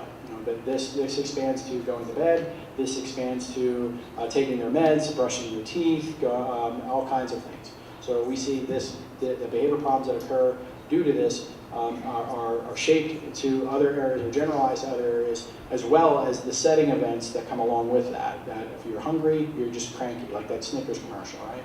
You get a little Joe Pesci when you're hungry. And so that's what happens. I've got to stop. I'm sorry about all that noise. David must be going nuts back there. Okay. The next thing that happens is when I work with families, one of the things that parents ask me is, why is my kid eating? They want to know that question more than they want anything else. And that's a tough question because the number one answer is we don't know and we will never know. And really, it's not even the most relevant question. I think what's more important is, can we get your kid to eat rather than why didn't they eat? Now, moms take this differently, and this is an overgeneralization, but I'm going to use it anyway. And the overgeneralization of this is that when I see moms do this, they take this very personally. My kid doesn't eat, what did I do wrong as a mom? Because kids are supposed to be born breathing and eating with no manual required. My kid doesn't, so what did I do wrong? Was it that I had that tiramisu when I shouldn't have? Was it that beer that I had when I was 2 days pregnant that I didn't know about? I mean, parents will really beat themselves up. Now, and on the other side of the coin, the dads that I work with, I very rarely get to work with dads. I'd say about 15% of the time are the dads involved with these particular pieces. But when they are involved, they see this as a much more practical matter. Okay, well, just got a tube, that's what we're going to deal with, and we'll move ahead with that. And that doesn't really bode well for that parent-parent interaction because they want to fix this, and dad has the fixing methodology going on, and mom is in the, I don't know what's wrong with inherently with little snowflake here as to why she's not eating. And so we got to do something about that, and I don't know what I did wrong. And so the issues are, neither one of them are right with this. The issue here is we go forward and we fix it, and it doesn't matter. Who cares? As long as we fix it. And as long as the kid is eating by the time we're done, isn't that what's important? Now, the number 2 reason for why feeding issues happen is due to medical reasons. We can find the smoking gun. The child has reflux, or the child has some sort of delayed gastric emptying, or some other issue as to why their child isn't eating. It's legitimate. So have you ever eaten, I eat candy corn, and I shouldn't eat candy corn, because when I eat candy corn, a little tiny piece always gets stuck in the back of my throat, and I cough incessantly for days. Can't get that thing out, right? Now imagine if every bite you took, you did that, or every third bite you took, you did that. Would you be wanting to go eat at that point? Okay. Another example. When I worked at Seashore House, I was a coach of the co-ed softball team, and we beat like the team that always killed us every year. And we went out to Chili's to go celebrate. I got food poisoning. One trial learning. I have not been back to Chili's for those nachos, and I haven't been back to Chili's ever since. So we're not going to Chili's, guys. Okay. So the point being is that if we could pick this up on them, these kids do too. If it makes me feel yucky, if there's pain, discomfort, I'm not going to want to eat. Pavlov's dog, you remember that from your Psych 101 class. We ring the bell, the dog salivates because he's ready to eat. We ring the dinner bell for these kids, they go running the other way because it's associated with pain or discomfort, and legitimately so. We're saying, you should eat, you can do it, I've seen you do it. Yeah, you have seen them do it, but they can't do it regularly without having pain or discomfort. And as a result, when we're telling them, when the child is refusing the food, they're doing the right thing. It makes me feel yucky. I have a cousin who has 2 kids with, celiac disease, and wondering why she wouldn't eat. And then found out that another daughter had that. And so once they fixed that, they could adjust their diet accordingly and avoid gluten items so that they could eat properly, and they did, and that's what it was for them. So we have these medical issues or these anatomical issues, and these are so varied. Almost any research study you read has some weird chromosomal weird thing to it. Every kid, it's a very heterogeneous population. Now, why that's important for us is that if you guys are treating kids with feeding issues, I want you to be aware of this. When we're dealing with kids with feeding problems, we have to be aware of the possibility of medical issues interfering with the child's feeding. So when the parent backs off and not feeding their kids because they're saying it makes me feel sick or I'm going to throw up, that is the right response to back off, because we don't know that that's not true or not. And if it is true, we should back off. So how do we know that it's not true? Well, we call in Dr. House, right? Now, Dr. House is a fictional character for you youngins, but if you ever watch a show in an hour, they'll nearly kill your kid 2 or 3 times, but in the end, it does work out, most of the time anyway. But what's important in this particular slide is all these other people around it, they're the ones that are doing all the work, they're doing all the tests to make sure that this is ruled out or this is ruled in. And so one of the things that I require of families before they see me is that they get these medical tests done. I need to know that they can safely swallow. I do not want to put a stimulus in their mouth if they're going to aspirate. If the child can aspirate, that's when you swallow, food goes into your stomach, there's a sphincter that covers your windpipe, so the food goes down into your food pipe, and then that works. And if that doesn't work, that's when you've all done it, you drank some, and you're coughing it back up. If that happens on a regular basis, back to the kid's not going to want to do it. So I want to make sure the child can safely swallow, because I don't want to increase the likelihood that I'm going to have to activate my EMS, do my CPR, or worse, the child expires. And so if you're going to do this without doing it, make sure you got your insurance up to date, because this is life and death stuff. Now, I don't know of any cases where kids have died in this, but there's a strong possibility of it if you're not careful. And why take on those risks? Second is an endoscope. Things with endoscopes, one of the things that is useful for that is a long tube that goes down the kid's mouth. It's very invasive. It looks like the Alien movie. It's really nasty looking and everything, but it can explain some things that are going on with kids.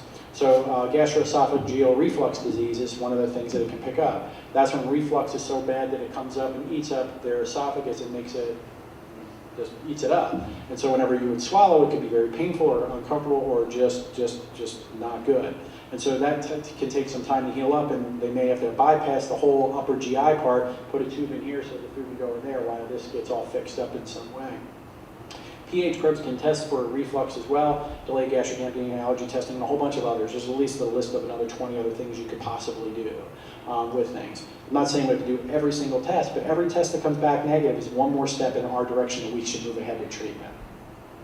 And if we don't have these tests, and we're presenting food into their mouth, and they do choke, we're liable for that. So be careful when you're doing that. I can't stress that enough. Now, they do come up with treatments, and some of these treatments are very successful by themselves in fixing the problem. So if the child has reflux and acid suppression medication, so they get some Xanax, and that wipes out the problem, kids say, okay, this doesn't hurt anymore. I don't have that heartburn anymore, and so therefore I'm willing to eat. Or if they've got delayed gastric emptying, we give them motility medication so the food moves from the upper GI to the middle GI to the lower GI system just fine. If they have allergies, we avoid the offending foods. It's simple enough, right? In some cases, there needs to be surgery. That the child may have cleft palate, and so the foods, when they're chewing it or they're moving the bolus in their mouth, it gets into some weird nooks and crannies, and so they'll have to do that. Or there's blockages or strictures within here that have to be removed. I've even seen cancer for very young kids that had to be removed on their esophagus, and that fixed the problem in and of itself.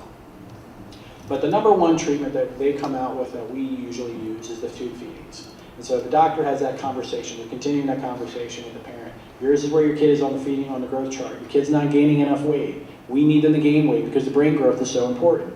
And they give that to them. But they don't have any other treatments beyond that. That's all they got. They're going to get the nutrition in to get the weight up. That's what they're concerned about. And that's all they're caring about. But what happens during that is that the kid's skills atrophy if they don't do it. If the parents don't continue doing meals with that child, then that's a skill that no longer develops. And so we have some problems with it. They don't know how to move the food from lateral, from side to side, or front to back. And when they don't do that, that can be, again, something that atrophies as we go along. But it's still important. I'm not saying we avoid this. We need to do that. Now, if it's not medical and it's not anatomical, on all of these medical things have said there's no reason for why this kid isn't eating, medically speaking, then we're ready to go. And that by default means it's a behavioral issue. And so what we'll do is we'll tackle this from a behavioral angle because there's no reason. And even the doctors will say, this is a behavioral reason. I've got no answers for you. Just do better. Mom's like, I'm doing everything I can. It's not working. So it's not like do better is the right recommendation. And then they have every recommendation coming out of the sun from Spoon Airplane, because that always works, right? To just stand on your head when you're cooking the food. Or one of my favorite recommendations, cook 4 plates of food and hope your child will eat one of them. Man. Why don't we just get the fans out from Cleopatra and feed grapes into their mouth that way too, right? So, they get lots of peanut gallery kinds of questions. Parents have pretty much tried all of these strategies with no effect to the extent that they've done, and they just really haven't had anything to do with it. But they're upset because they can't find that smoking gun, and we're super excited because now we're ready to know that we can go ahead procedurally, behaviorally. So when the kid says it's going to make me sick, no it isn't, the doctor said it isn't. We're ready to move ahead. And I love that day. That's one of my favorite days to move forward with that. So there's no test for this. Basically, we assume it when it's been ruled out. So if the biology and physiology aren't accounting for the feeding problem, it must be behavioral. And so I know there's some arguments on some other models, but I'm not here to talk about those other models. I'm really just here to talk about the behavioral model within that. Okay, so similarities. Well, let me stop there for a second. This would be a good time for questions. I'll take 1 or 2 questions now if you have them. When you're trying to determine whether it's medical or not, you said there's like over 20 different tests that did you just say get all of these done before they come to you, or do you have an idea what you can choose? Well, first thing I was going to ask, so did everyone hear the question? Anyone not hear the question? You did?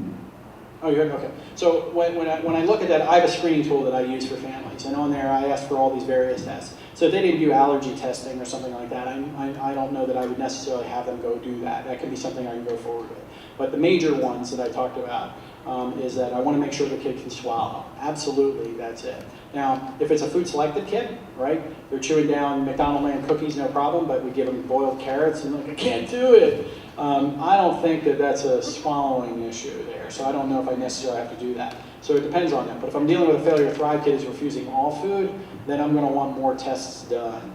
So in that particular case, I would want the swallowing study, I'd want a delayed gastric emptying scan, I'd want to make sure that everything gets through. Some of the doctors have even said that what I've worked with is if we just fix the constipation issue, then the problem behaviors go away. That's just, the kids notice it makes me feel yucky in my tummy. And then we fix that and it goes away. But no, I wouldn't have them do 20 tests. I've never had a family ever do 20 tests. The most I've had them do was 5. And that's because in the history that I gathered them, the parents claimed that there was allergies, and allergies are always over-identified as a reason for why the kid isn't eating, so we test those particular food items that the parents are saying they can't do to see if it's indeed that. Because it's very interesting when all of the items that are that are associated with allergies are vegetables, right? So, okay, let's test a couple of those out. But yeah, so for me, the main ones that I would advise you guys do is make sure the kid can swallow safely. But again, if you can see the kid chew down a McDonald's burger, I'm not so sure I'm worried about that particular food. So there's a little bit of give and take on that. But when I'm talking about the base level, yeah, they're the two ones I'm looking for. And pH perks are very easy. You know, that's a simple one as well. But again, I look through the history of what I'm getting. And one of the things that I'll do is I'll also get releases to talk to their doctors to see if that's the case. And if I can, I try to get a very clear letter from the doctor saying that this child is safe to eat so that I have it on record. Because when I come back and say, this child, you said, well, I didn't say he was that way.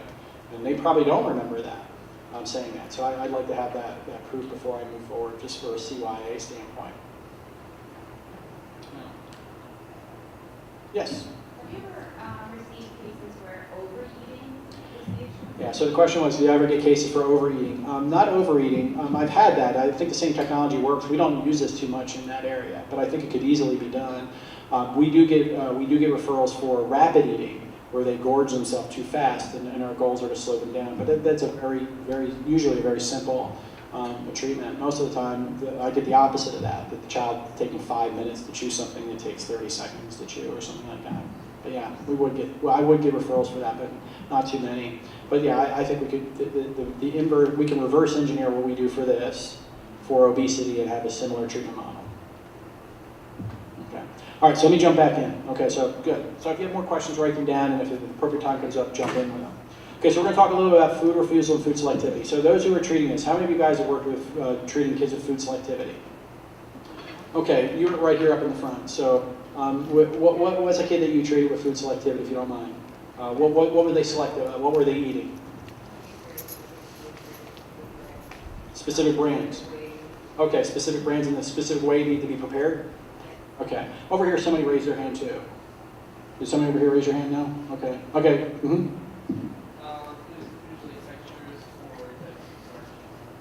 Okay. Good. Good. So again, starchy foods, we see that again. We see that a lot. It's always interesting to me with starches. So when we have kids with autism that eat starches, and then the parents, that's the majority of what they're eating, and then the parents want to put them on a gluten-free diet for treating autism, right? And so we put them on a gluten-free diet. We just knocked out 11 out of the 13 foods that they eat. That ain't going to work too well. It's not going to be a good plan. But anyway, so when we're talking about this, I'll get a little into that. But it's very idiosyncratic as far as what we see with food selectivity versus total food refusal. Now, what I have here in my little picture here is Mom Jamie feeding her son Jamie some cornflakes, and it's not going well, right? So Mom is more likely to wear those cornflakes than him eating those cornflakes. Now, in this particular case, when we're dealing with a child with total food refusal, this is a misnomer. It's not truly total food refusal. These kids might eat 1 or 2 or 3 or even 4 bites of food, but they're not getting enough calories to meet their caloric needs. That's what we're talking with that. Now, generally speaking, I call the total food refusal the equal opportunity refuser. It doesn't matter whether we give them hamburger, whether we give them carrots, whether we give them fruits, whether we give them chocolate cake, chocolate pudding. It really doesn't matter what we offer them. They're just not going to eat it. You ain't going to make me, right? And so that's what we get with those types of kids. They're usually dependent, or should be dependent, on some sort of supplementation for their caloric intake. And other than that, they normally would look like a typically developing kid. Now, when I say that, as people that work in the profession, we can see the differences, but the lay person couldn't. So we might have a 3-year-old who's got failure to thrive, and they present like they're a 2-year, 2-month-old. And everyone says, oh, he's so cute, how old is he? And you get the funny looks, really? And so we know the differences between that as professionals, but they don't present with disabilities per se when we see them. They just look a little smaller or younger than they typically do. But otherwise, they look more normally developing or typically non-disabled. Now, with food selectivity is a little different. So we've got Dennis and Menace here talking with his dad and mom and says, broccoli again, we already had that once this year. I tested it once And that's it, right? We had this deal. I only taste it once, and then you leave me alone with that for another 365 days, right? And so this is what we see for older kinds of kids, mostly when I'm dealing with food selectivity. The age group of these kids is a little older than the Failure to Thrive kids that I'm talking about. Now, within this, what I'll see is just like these folks here talked about earlier, is that the child will eat only specific food items or food types. So we might have a child that's on a fruit and starch diet. They eat lots of fruits and lots of starch, but they don't eat any meats and they don't eat any vegetables, right? Or we might have kids that are so selective that they only eat like 1 or 2 or 3 or 4 food items. And then my example here, chicken nuggets. They're on a chicken nugget only diet, right? That's all they eat every day, every day. And so what I got here in my picture is I got my little kid with autism, and he's got his feeding hat on, he's got his sandwich, he's got to have the crust off the sandwich, he's got to have a Capri Sun on both sides of him, he has to have his pants rolled up so they're not touching his sneakers, and nobody can be in a dirty dancing circle of trust, right? If you move into that, I won't eat. And if you do move to this level, he might eat. Not that he will, it's not a reliable correlation, but he might do better. And so that's what we're dealing with in most cases. Now, you had mentioned on texture selectivity. So with texture selectivity, that is often raised as another issue, and it's a subversion of this. So food type selectivity is that there's avoiding certain foods. Texture selectivity is they're avoiding certain textures. So for example, if they're eating carrots, a raw carrot is a different texture than a boiled carrot, than a puree version of that carrot. But that's a test that we can simply do. If texture selectivity is an issue, we can test that. If they refuse the puree version of that food item, as well as the other texture versions of it, then it's not texture selectivity. It's type selectivity. Not that it matters, because it doesn't matter whether type, texture, brand, was it brand? You had brand, right? Brand, temperatures, or even color selectivity. My child won't eat anything that's green. The last child I worked with, they wouldn't eat anything green. What's green? Vegetables, right? And so we have a test for that. There's ketchups that come in red and green, right? They eat the French fries with the green ketchup too, as well as the red ketchup. So it's not color. We also can do food coloring, because they said, but that's ketchup. And then so we can put food colorings in food and show the same thing. So you can do green eggs in ham if you really wanted to.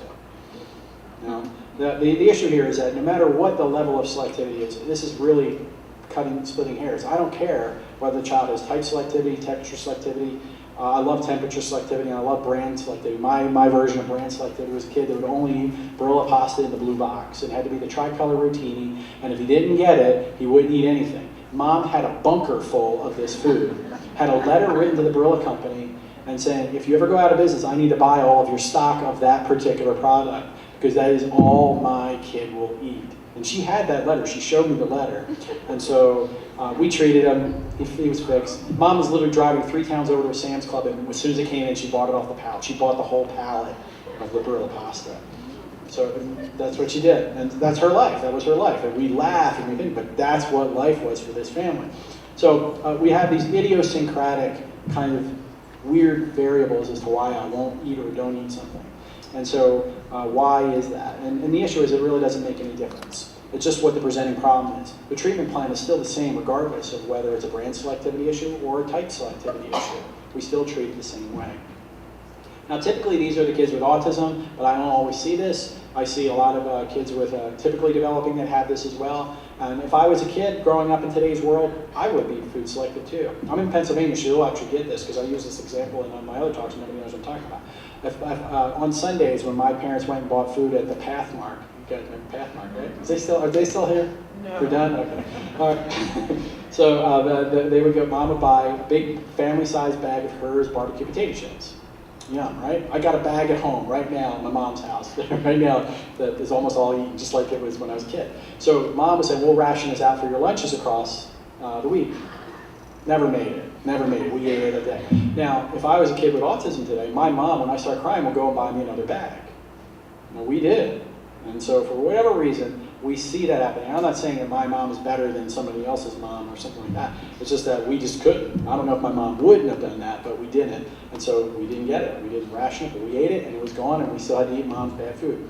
My mom's been in one of my talks, and I said that, so I'm not talking behind her back. I'm Irish. We're the only ethnic group that doesn't have a restaurant. There are bars that have food, but we don't have, we don't go into the Irish restaurant. So, and my mom's on the curve at the bottom of that. So within that. So anyway, so when we talk about food selectivity, one of the things that I do when I deal with food selectivity is I ask my parents this, okay, so when I'm doing my interview with them, I want you to turn over your piece of paper and I want you to make 3 columns. In the first column, I want you to write anything that your child will eat 90% of the time. Okay? What are the staple foods that you know you can offer to them, there's a good chance they're going to eat it. The middle column, about 50% of the time. About 50% of the time, they'll eat it and you won't. In the last column, anything that your child has eaten 2 bites of in 2 separate meals in the last month. And so as they write down all those things, I go back to the first list. Okay, in your first list of the food items that your child will eat regularly, what are those items? And let's break them down for this. How many of those fit the 4 food groups that we have? Now, the 4 food groups that I'm looking at here are the chocolate group, the chip group, the cookie group, and of course macaroni and cheese is its own food group because it's the tastiest, right? Now, obviously, these aren't the most nutritious options available. This is just straight out of the Elvis diet book, right? So this is the Elvis diet that the kids are on. And this is not going to be good for them long term. This is not a good long-term issue. Keith Williams in his thing talked about a lot of these kids present with anemic symptoms. They're not getting enough iron. I've seen them not get enough potassium. I've seen them not get enough calcium. And so the long-term ramifications health-wise for these kids is a problem. And so when I think of failure to thrive compared to food selectivity, why they're different and why they're the same, is they're both heading to the same place, a bad place nutritionally. Failure to thrive is the airplane ride there. Food selectivity is the slow boat there. You're going to get there, but we can fix that. We have more time to work with it, but we're going to get there anyway. So it's important for us to be able to address both of these issues because the long-term ramifications for these kids are important. Jen Dawson runs a program not too far from here called Spark. When I taught at Penn State up here in Malvern a couple of years ago before I went to Iowa, I had a master's student in my program that wanted to do some feeding work. And I had a grant, but she couldn't be a part of that grant. And I couldn't do it full time. So she went and did her internship or did a practicum over there for a class. And she did her case study for our research class. She presented in this, and this is a good one. The family actually approached me for treatment, and it was in March. It's really a hard time for me to see kids at that point. And so, and he was 16 years old. And the child, or the young adult, his diet consisted of eating McDonald's for every meal of every day. Breakfast, lunch, and dinner. Do you guys remember this? You don't? Okay. So I asked the parents, how long has the child been eating that? It says for about 7 years. Okay. Now, have any of you guys seen the movie Super Size Me?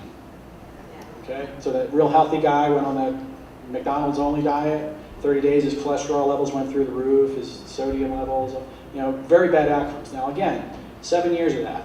Now the weight of this child was 230 pounds. He was about 5'7". Mom was about 5'2", maybe 90 pounds wet.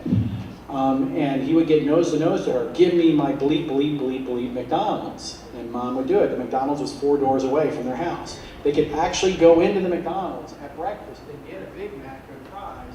I couldn't do that, but they had such an arrangement set up with them that they would get the secret bag that nobody else in the place could see, that they got the Big Mac or the quarter pounder with fries and a paraffin or whatever you call that thing, the ice cream. And that's what this kid would eat every day. He wasn't eating the apple chips. He wasn't eating the salads. He was eating the bad stuff. And so you can just imagine that for this particular person, they have permanent long-term outcomes that have been a result of that. So when we think about these things, this doesn't get better. It usually gets more restrictive. These kids become more selective, not less selective unless we treat it. Well, they'll grow out of it is what they hear. Well, they're not, and we're not seeing that. So we need to make sure that we take good care of this and all with all good intentions. So let me go through a case of food selectivity. So I showed you guys a case of total food refusal. So what I want to do is go through a case of food selectivity. I want to see how I'm doing the time. Am I doing time? Okay, good. Okay. So Jonathan. You know Jonathan. My former students are here, so thanks for coming, by the way. Calling you guys out. So you know this student. So Jonathan was 52 months old, or four and a half, almost 4.5. He had PDD, treated for reflux. He had a couple of allergies that were identified for peanuts and wheat. He was starch selective, meaning he ate all the starches, or almost all of the starches, and he would eat snack foods, mainly goldfish, because goldfish are so delicious, right? And so his refusal behaviors consisted of pushing away food, crying tantruming, and then he had this interesting behavior which was displayed twice where he got up and kicked mom in the shins and said, I don't like this crap. So he had some aggressive behavior that occurred as well. There was 9 months of early intervention data that were collected that showed that he only ate target bites of food. That was anything other than a starch or a snack food of 2 bites per day. He had 6 meals a day. And so on average, he ate 2 target bites of foods that were outside of this. Now that wasn't how he ate. He didn't eat 2 bites a day. He would eat nothing, nothing, nothing, nothing, nothing, then have a good meal where he ate like 15 bites of something that was good. His refusal of target foods were high, but they very seldom, the parents were shaped to the point to not even bother offering them anymore. And so, but when those were offered, they were refused at a high amount, but he did lick the food a lot, which was the treatment at the time. So he had licked the food, and that was acceptable for not having to take that particular item. Now, this is data for the last 2 weeks. I didn't look at the whole 9 months of data, but I looked at the 2 weeks of data before I started treatment with this family. Now, the goals here was, okay, so starches aren't the issue, so our goals for him is to eat. So I want you to, as mom and dad, I want you to come up with 2 to 4 proteins, 3 to 4 vegetables, 3 to 4 fruits, and we're going to get them to eat those particular food items. And we're going to feed them those items and those items exclusively until we master them. And then we will come up with another list of 10 items from this list and keep on going until you realize it doesn't matter what we offer him, he will eat it. So when we did that, our initial goal was to have him eat 2 of these items, a protein and a vegetable, or a protein and a fruit, or a vegetable and a fruit, with a snack food, which is the goldfishes, and a starch. And then because we were so successful very quickly, we then went to a protein, a vegetable, and a fruit at every meal, and either a starch or a snack food within the meals that we did. So our goal was 9 to 10 bites of each target food item for him in each of those meals, which is why I went to 28 to 30. So 9 to 10 bites of each of these proteins, vegetables, and starches. We wanted to decrease his refusals of those particular items to less than 10%, which basically was 2 to 3 refusals in a meal. Now, why people say, well, why don't you want to get down to 0? Well, then you go watch it, little kids at restaurants, and tell me whether or not they're going to refuse foods at 0% of the time or not. I know I do. Mom tried pushing some of her food on me while I was here. Nope, we ordered out.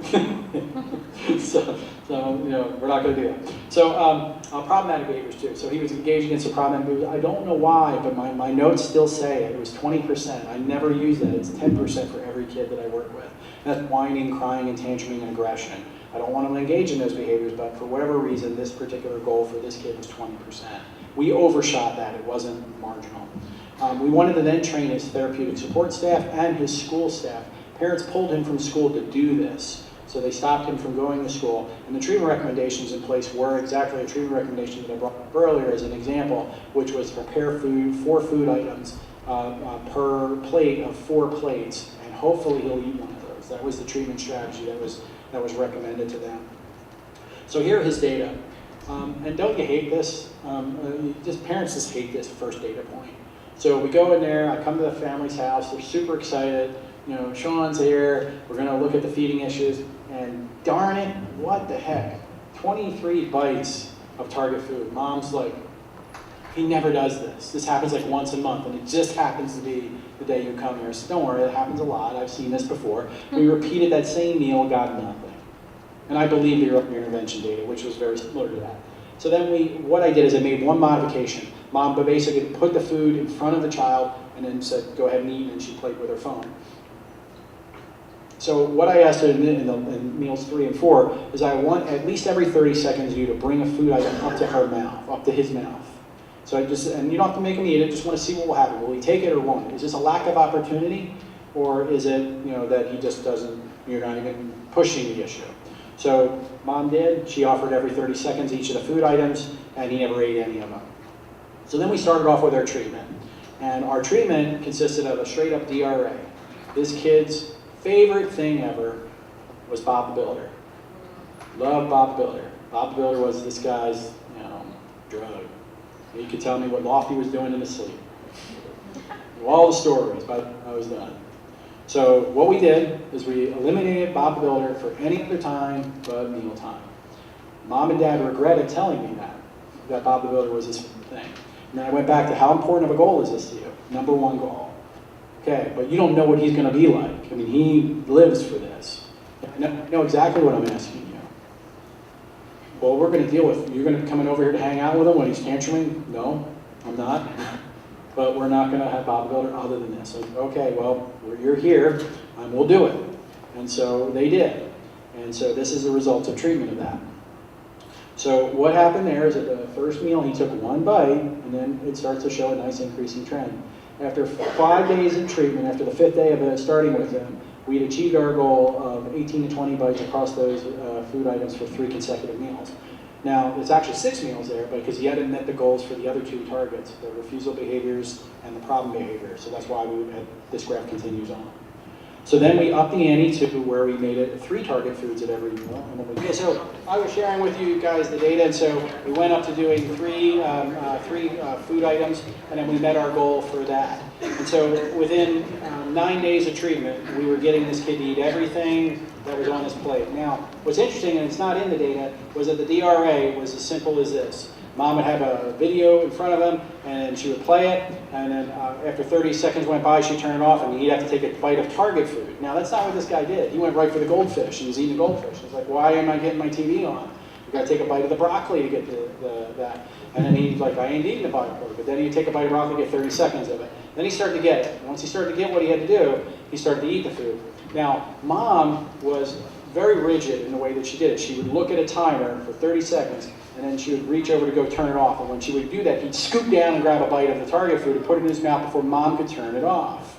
So he's beating her to the punch. He generalized it as so much that even when Mom just like flinched her arm to like scratch it, he would take a bite of food to do that. And more interesting is that we had a different contingency in place for him, in which if he ate all the target foods, he can watch Bob the Builder uninterrupted for the rest of the meal. So he went from eating all of his preferred foods first to eating all of the target foods first, so he can sit down and eat those particular food items with his feet up on the table, watching Bob do all the building stuff, because we were going to the point, well, we can feed it, yes he can. And so, and that's how it worked. And he actually ate all this independently. Now, here's what the treatment looked like for generalization and training. So at the end here, this is when Mom and Dad and the TSS worker and everyone else is doing it. It looks pretty nasty, right? But what if I were to tell you that this is Mom's meals for generalization? These are Dad's meals for generalization. This is the TSS worker, and then this is our school staff doing the procedure. So we went to the school and did it there. And then we did follow-ups at 1 month and 5 months. And they had a fading plan in place to thin out the reinforcement schedule so that after he took 2 bites of the target food, he'd get 1 minute of Bob the Builder, and then we would do 4 bites, then he'd get 2 minutes of Bob the Builder, to the point where he ate all of his food first and he got to watch Bob the Builder after the meal like every other kid would. Right? So we had all those things in place, had it all mapped out. Parents were like, now we like this the way it is, we're good. Says, are you going to send the kid to prom with this? No. Well, then we got to fade. so parents said, we like our plateaus, but we'll get there. And they eventually did fade, but it all worked out in the end for him. Here is his refusal behaviors, just to get a look at it. First meal, he didn't refuse a single bite. He ate all the target foods, he ate them all up, and 100% refusals for all the others. Then it quickly dropped to low levels across the 2 things that we did, and we met our goals. And again, when we went through the training pieces, each of those training pieces that were high were generally associated when we had a new trainee into the mealtime situation. The last 2 meals at 1 month and 5 months was at 8% of the food items were refused, and 0% in the other one. And when a refusal occurred, the intensity is not captured by this. So when we did the refusals, he's batting and throwing things away. When refusals happen here, we bring up, he turn his head, and then come back and gag at it. So it was like the intensity of this is not captured within the data collection systems that we have. His problematic behavior showed even better. Remember, their goal was 20, even though this line says 10, it's supposed to be 20, but we had very low levels. The only thing that really was different here for him was that occasionally the groundhog came up to test the water to say, hey, is winter coming or not? And it didn't go real well, but he had a lot of problematic behavior in that meal, a lot of whining and crying, I don't like it, it's yucky. But following the meal following that, 0. So it just didn't work. My point being is that, from a resurgence standpoint, he's trying, but as long as those data points got further and further apart, I wasn't worried. I lost my kid. All right, so again, I can go over this through the phases here, and I'll just pull them all up at once. And lo and behold, he was eating very few after 9 months of treatment and early intervention. And by the time we were done training, he was eating 30 bites per meal, 6 refusals, and 4% problematic behavior, which is about 1 refusal, 1 problematic behavior per meal. Follow-up pretty much maintained those results. So as I bring this up, the reason for why I want to bring this particular kid up is how do you tackle a kid who's food selective versus a kid that's got failure to thrive and is not eating anything. And so the issue here is that I want to find out which path I'm going to go. When I'm going to go down one path of food refusal, I don't care how we get the calories in, we just need to get them in. When we got food selectivity, I want to pick and cherry pick what the food items are. And I'm going to rely on my nutritionist to help me determine what those goals are going to be. So if the parents come up with 3 fruits, okay, we're going to do apples, and we're going to do peaches, and then we're going to do tangerines, and the nutritionist says, well, this kid's diet is deficient in potassium, well, then we're going to switch out tangerines with bananas, which has potassium in it. So we can pick the foods that are going to help that child nutritionally speaking better. Within my screening packet, I already alluded to this, how important is the feeding issue? If it's not an important feeding issue, I usually don't take on this particular case, or I take it at a very low level, in that I'm not going to spend a lot of time with that family. When I do intensive work, I want the family that's going to be completely dedicated to doing this. What have they done? What treatments have they done? I want to talk to them. How were they? Did they follow through on your recommendations, or did they just blow you guys off? What did you do? I want to see what they did. Maybe some of the things that they did I've already was thinking about. Maybe I'll give that a shorter rope before I abandon that particular practice. What is the child eating, and what are we dealing with? More importantly is the consents. I want to talk to their doctor. I want to talk with all the other people that can tell me a little bit more about the picture, because parents aren't necessarily always the best reporters of their kids' behavior. So I want to get as much about that as I can. One of the other things that I like to do is a food record log. So a standard practice for me is that they have to do a 3-day food record, where at least one of those days has to be on the weekend. And so the reason for why I want to do that is establishes my baseline for how much nutritionally this kid's getting, how much volume, how much food, what are they attempting, how many calories, what's the nutritional status of these particular items, so that I can help set those goals. I use that data, and then I give my post-treatment results to my nutritionist, and then they think I'm the best person in the world. I can't believe you can get this kid to do this. It's like I feel like I'm Fabio in those I can't believe it's not butter commercials, right? It's like, no, I'm not. It's just the technology that we use. It's not me.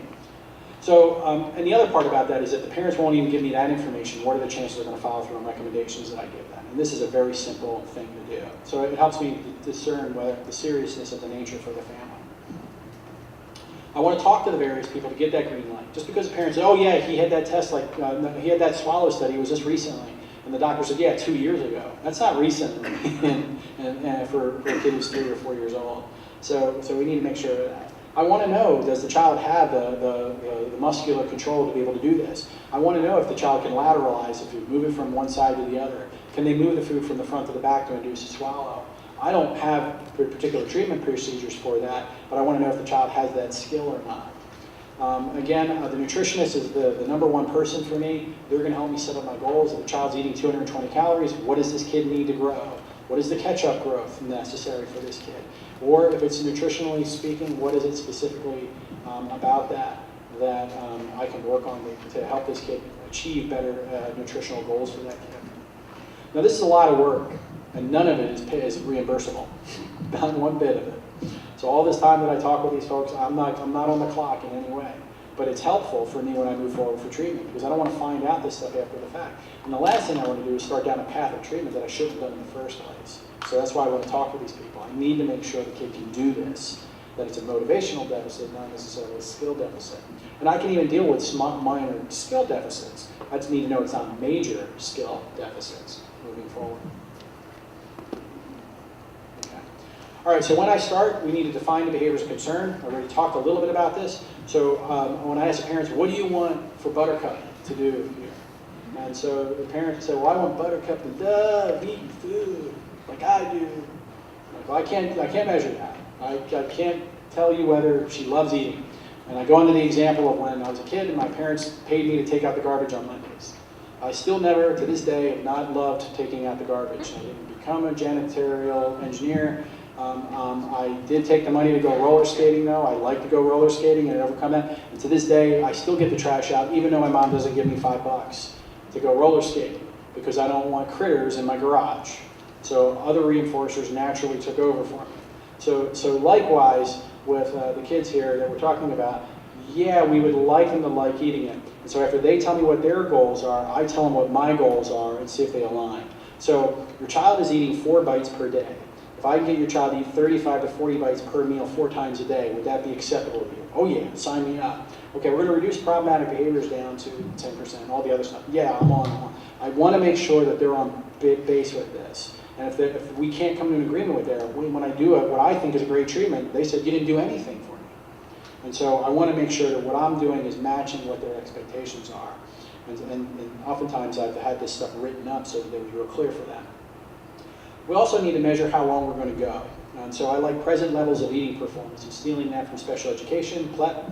And so we need to know what the kid's doing. We need to determine what success or failure is, and that's where the goals are. So the goals tell us. Now the only thing we need to determine for that is how long are we going to give it? How long are we going to go before we call it? When are we going to say this is successful? When are we going to say this is not successful and we need to make a change? Either a phase change in treatment, an increase in intensity of the treatment, a referral to somebody else because they're beyond what I can provide.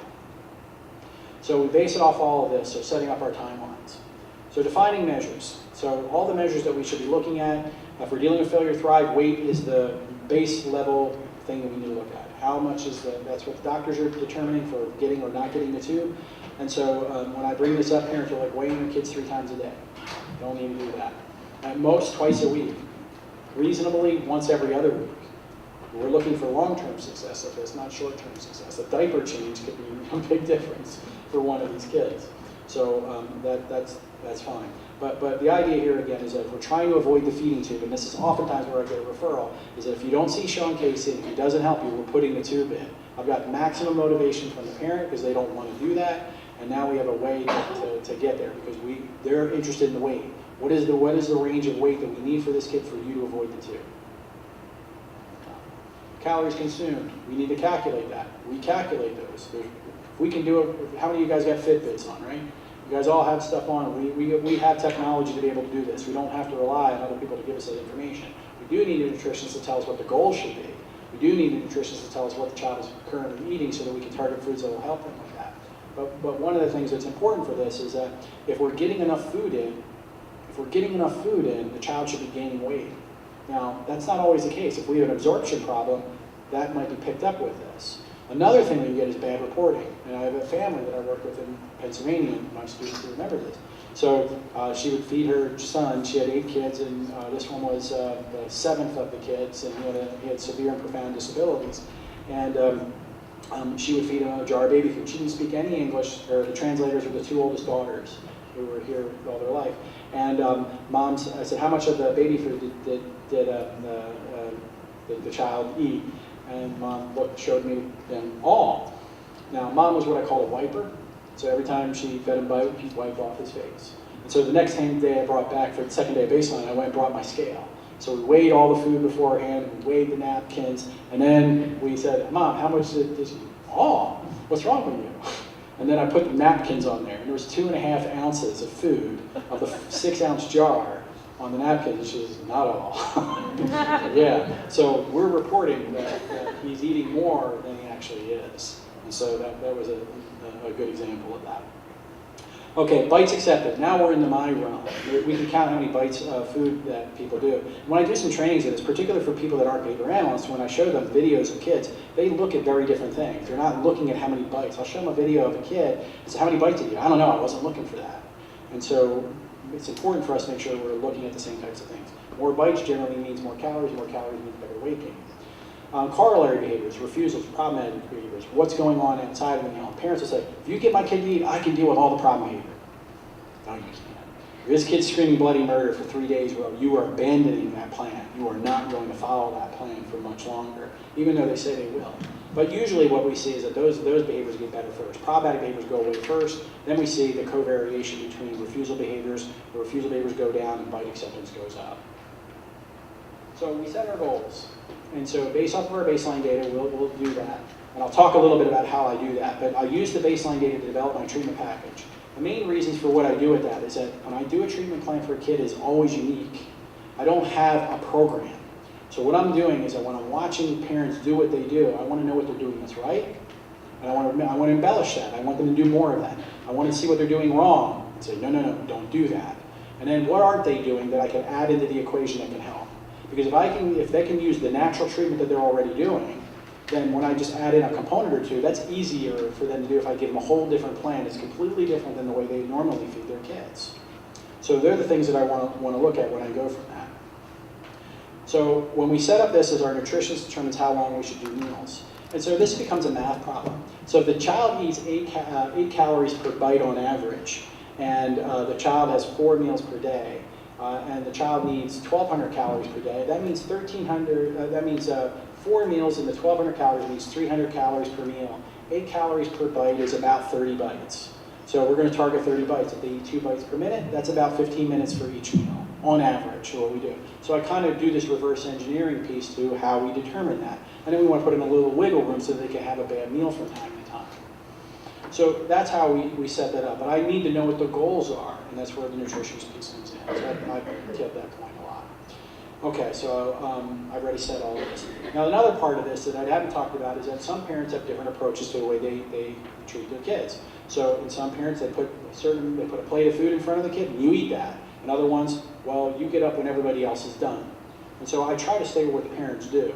So the parents do, well, we kind of do a timed meal after everyone looks like they're done, we're done. It's basically a timed meal. If the parents like, you can't get up until you finish everything on your plate, well, then that's a different scenario altogether. And so when we do that particular piece, we want to make sure there's enough calories on the plate for them to meet their goals. And that could be 8 bites, that could be 12 bites of each of these items that we're talking about. Okay, so it makes a difference. All right. I feel like I'm rushing in time, running out of time here. How am I doing? Okay, yeah, I am a little. So I'm going to skip instead of asking some questions here. All right, so here's the pieces that I get into, and this is probably the part that you want the most of, so I want to spend some more time on this. So there's 3 basic phases that I use: a baseline, a treatment phase, and then a caregiver training phase. And I already talked about the treatment phase and how I do that. So within this, I want to see what parents do, what they're normally doing, and I want to take that information and go from that. So literally, I'm a fly on the wall, watch what parents do, and I glean information from that. And as I glean information from that, it tells me how I'm going to treat this particular child. And then in caregiver training, it depends on whether or not I've taken over for meals and I want the parents to take over for me, or that the child starts to associate me with treatment, and when you're gone, I'm going right back to the behaviors I did when you weren't here. Just like my first treatment person told me when literally told me that. And so in this particular case, I want to make sure systematically that I plan that this can work in my absence. So I want to fade myself out so the parents can work without me, because I don't want to move into their family's house as much as they've pled with me to do so. So in baseline, what I'm interested in looking at, this is my favorite slide of all of the slides. So if you highlight one, this is the one that I think is the most important. I want to assess meals in real time. I want to find out what's going on. I want to see how they do the meal. How do they set it up? What do they do during the meal? How do they interact with them? Is it a quiet table or is it a boisterous table? What do they do? I'm interested in the child behaviors in this, because this is going to be my baseline data so that I can set my goals from. I want to know how many bites they're accepting. What bites are they accepting? Are they independently feeding themselves, or are the parents feeding it to them? What does their food refusal look like? Does the food refusal look like they're turning their head, or are they're accepting the bite but spitting it out? Are they throwing up? Are they throwing up at the end of the meal, like in the first case I talked about? Or are they chipmunking the food? Got 5 bites of food, come bring it on. Can't do it. And so how do we address those particular issues? And what's the problematic behavior look like? And again, this is important for setting our goals. How do we set whether or not we're successful or not? Where did they start? Where do they need to finish? And now I have all the information for evaluating whether we have a successful plan or not. I don't care what the treatment plan is that people do. So somebody else that said, we don't want to go with any manipulations here. We think that a medication might help this kid's appetite, and we can put that medication in and see if that actually has an impact on it or not. Or that there's some other idiosyncratic treatment, like a parent would say, you know what, if it goes swimming before he eats, he does better. We can evaluate stuff like that. We can evaluate any kind of treatment plan that people could do, because now we have the measures from baseline to what our goals are to see whether or not it's actually making an impact or not. Now the most important part, and most people don't look at this, Okay? But behavior people see it this way, right? So behavior is part of the ABC equation, right? There's an antecedent, then there's a behavior, and then there's a consequence. And so we can't control the behavior, but we can control the antecedents and the consequences that lead to those behaviors. So the behaviors that I'm interested in, bite acceptance and food refusal, and problem behavior. So what are the antecedents and consequences that lead and follow each of those behaviors? And so when I'm looking at that, I'm looking at all of the parent behaviors because that is where all of that stuff's coming from. So with caregivers, what I'm looking for here is how are bites presented? Are the parents doing it really fast? Oh my gosh, Sally's eating bites now. Let's get in as many as we can. And they've got like 6 to 8 bites per minute going into this kid's mouth, and the kid eventually is going to have to refuse because they can't keep up with the pace. How big are the bites? Are the bites more manageable than the kid can do? If it takes the child 5 minutes to masticate that piece of steak, because I know he can do it, that's probably not the place we should start for treatment. Let's make this a little bit easier for the kid. How long are the meals? Are you ready to eat, Billy? Okay, we're done. That's a pretty short meal. Or is it, I slaved over a hot stove here, and you're not getting up, and the kid's falling asleep in the chair an hour and a half later because he hasn't eaten anything. So I want to know how long parents are persisting with this. It's very helpful to know. What do they do when a bite is accepted? Do they let sleeping dogs lie? Shut up. She just ate something. Then dad walks in and invariably says, hey! And then she stops eating, and then dad's the bad guy. Right?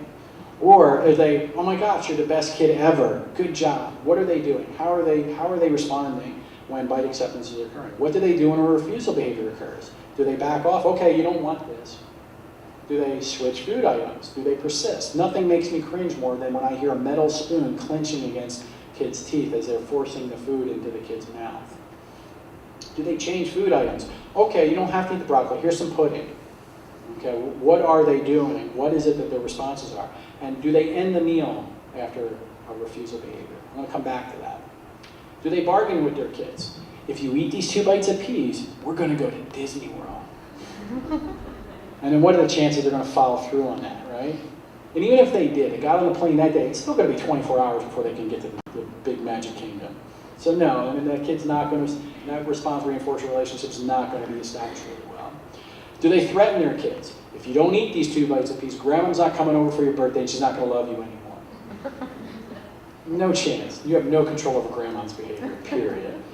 So these are the things that we see. What are the parents doing? And this is just not an exhaustive list. This is just a couple of things that we were looking at. I want to know what the tactics and strategies that the parents use to get the kid to take a bite, how they respond to bite acceptance and refusal behaviors. Coming back to how do meals end, I'm always interested in that. When I look at the data from my baseline, anywhere from 50 to 100% of the meals end with refusal behaviors. So what are we teaching the kid? Okay, so it's not, well, I refuse once and the meal's over. I have to refuse 50 times and the meal's over. So I'm going to do it fast and quick. I'm going to refuse, get this out of the way. And so what are we teaching the kids? What response-reinforced relationship are we teaching these kids? And so it's important to point that out. So that gets into some of my treatment pieces as we go through that. Okay, so we ready? I'm going to skip past this for time. I'm just going to get past the baseline stuff. We talked a little bit about it already. I do want to talk about this, but I'm really wanting to get to the next part, but I think this is a good pit stop. My quote on here says, a person who tries to do everything accomplishes nothing. I see a lot of people who practice in this area try to get everything done at the same time, and they wind up really not making any hay when they do that. And so my special educator hat comes in, breaking it down into a task analysis, taking the most important pieces first. So for me, calories are the most important thing, and I don't care about the texture. If the child is eating 220 calories and they're taking 5 bites in 20 minutes, they're never going to meet their caloric needs. So if we have to move the texture down to lower levels so that we can meet the calorie needs, then we do that. Then we increase the texture after the fact. We get them to get the calories needed so they don't have to get the feeding tube. And then we increase the texture so that they're eating foods at a typical level. And we don't go straight necessarily to target to table foods. We might go up from stage 2 baby foods to stage 3 baby foods, or some sort of mixture of puree and solid foods mixed together in different proportions or ratios. Independence is the last thing I'm interested in. The reason why I put that there is I've never taken on a case because a child was not self-feeding. I've treated it, but I've treated it concurrently with other issues. But if the child doesn't have the motor skills to be able to fork the spoon on, and two-thirds of the time it's in their face or in their hair, not in their mouth, it's too much work for them. We need to decrease the response effort, and we'll do that. And we'll, instead of the 4 steps that it takes for them to get that here, we'll work on the final step and do a kind of a backward chaining piece so that they can fork it up with being efficient with it. But that's much later. I'd rather take them out of the equation and feed them until we get the caloric needs met, then work on that. So people try to do all of this at the same time. And when I work with decreasing calories, but they're not eating table foods, and I know they can. I know they can too, but they're not meeting their caloric needs. So let's get the caloric needs first, then we'll tackle that problem. Okay, so this is what you all came in here for. So treatment components. So there's 4 basic treatment components that we're going to talk about. First are augmentative procedures. These are things that I do as kind of a matter of fact or a default that I probably do for every case. It's very rare that I don't do these for kids, and I think it's important for people to look at these as they can put these arrows into their quiver that I talked about earlier. We get to basic procedures. These are ones that are unlikely to hurt a kid, but very likely to help a kid. And so these are some other ones that are very useful. We're going to get into a moderately intrusive procedure that I'll talk about, and I've already talked about it a couple of times, so it's going to give you a little bit more detail behind it. And I'm not going to get into the escape extinction of jaw prompting kinds of pieces that are out there for the professionals that do this on a very high level. So you shouldn't really use those, or at least I'm not promoting them within this particular topic. Now, one of the things I talked about earlier is a pace of 2 bites per minute. I don't expect you to believe me on that. I think you should go and test this for yourself. Go look at your own kids and watch them eat. Now, don't do this when they want to go out and watch a favorite movie or that they want to go out for recess at the school building.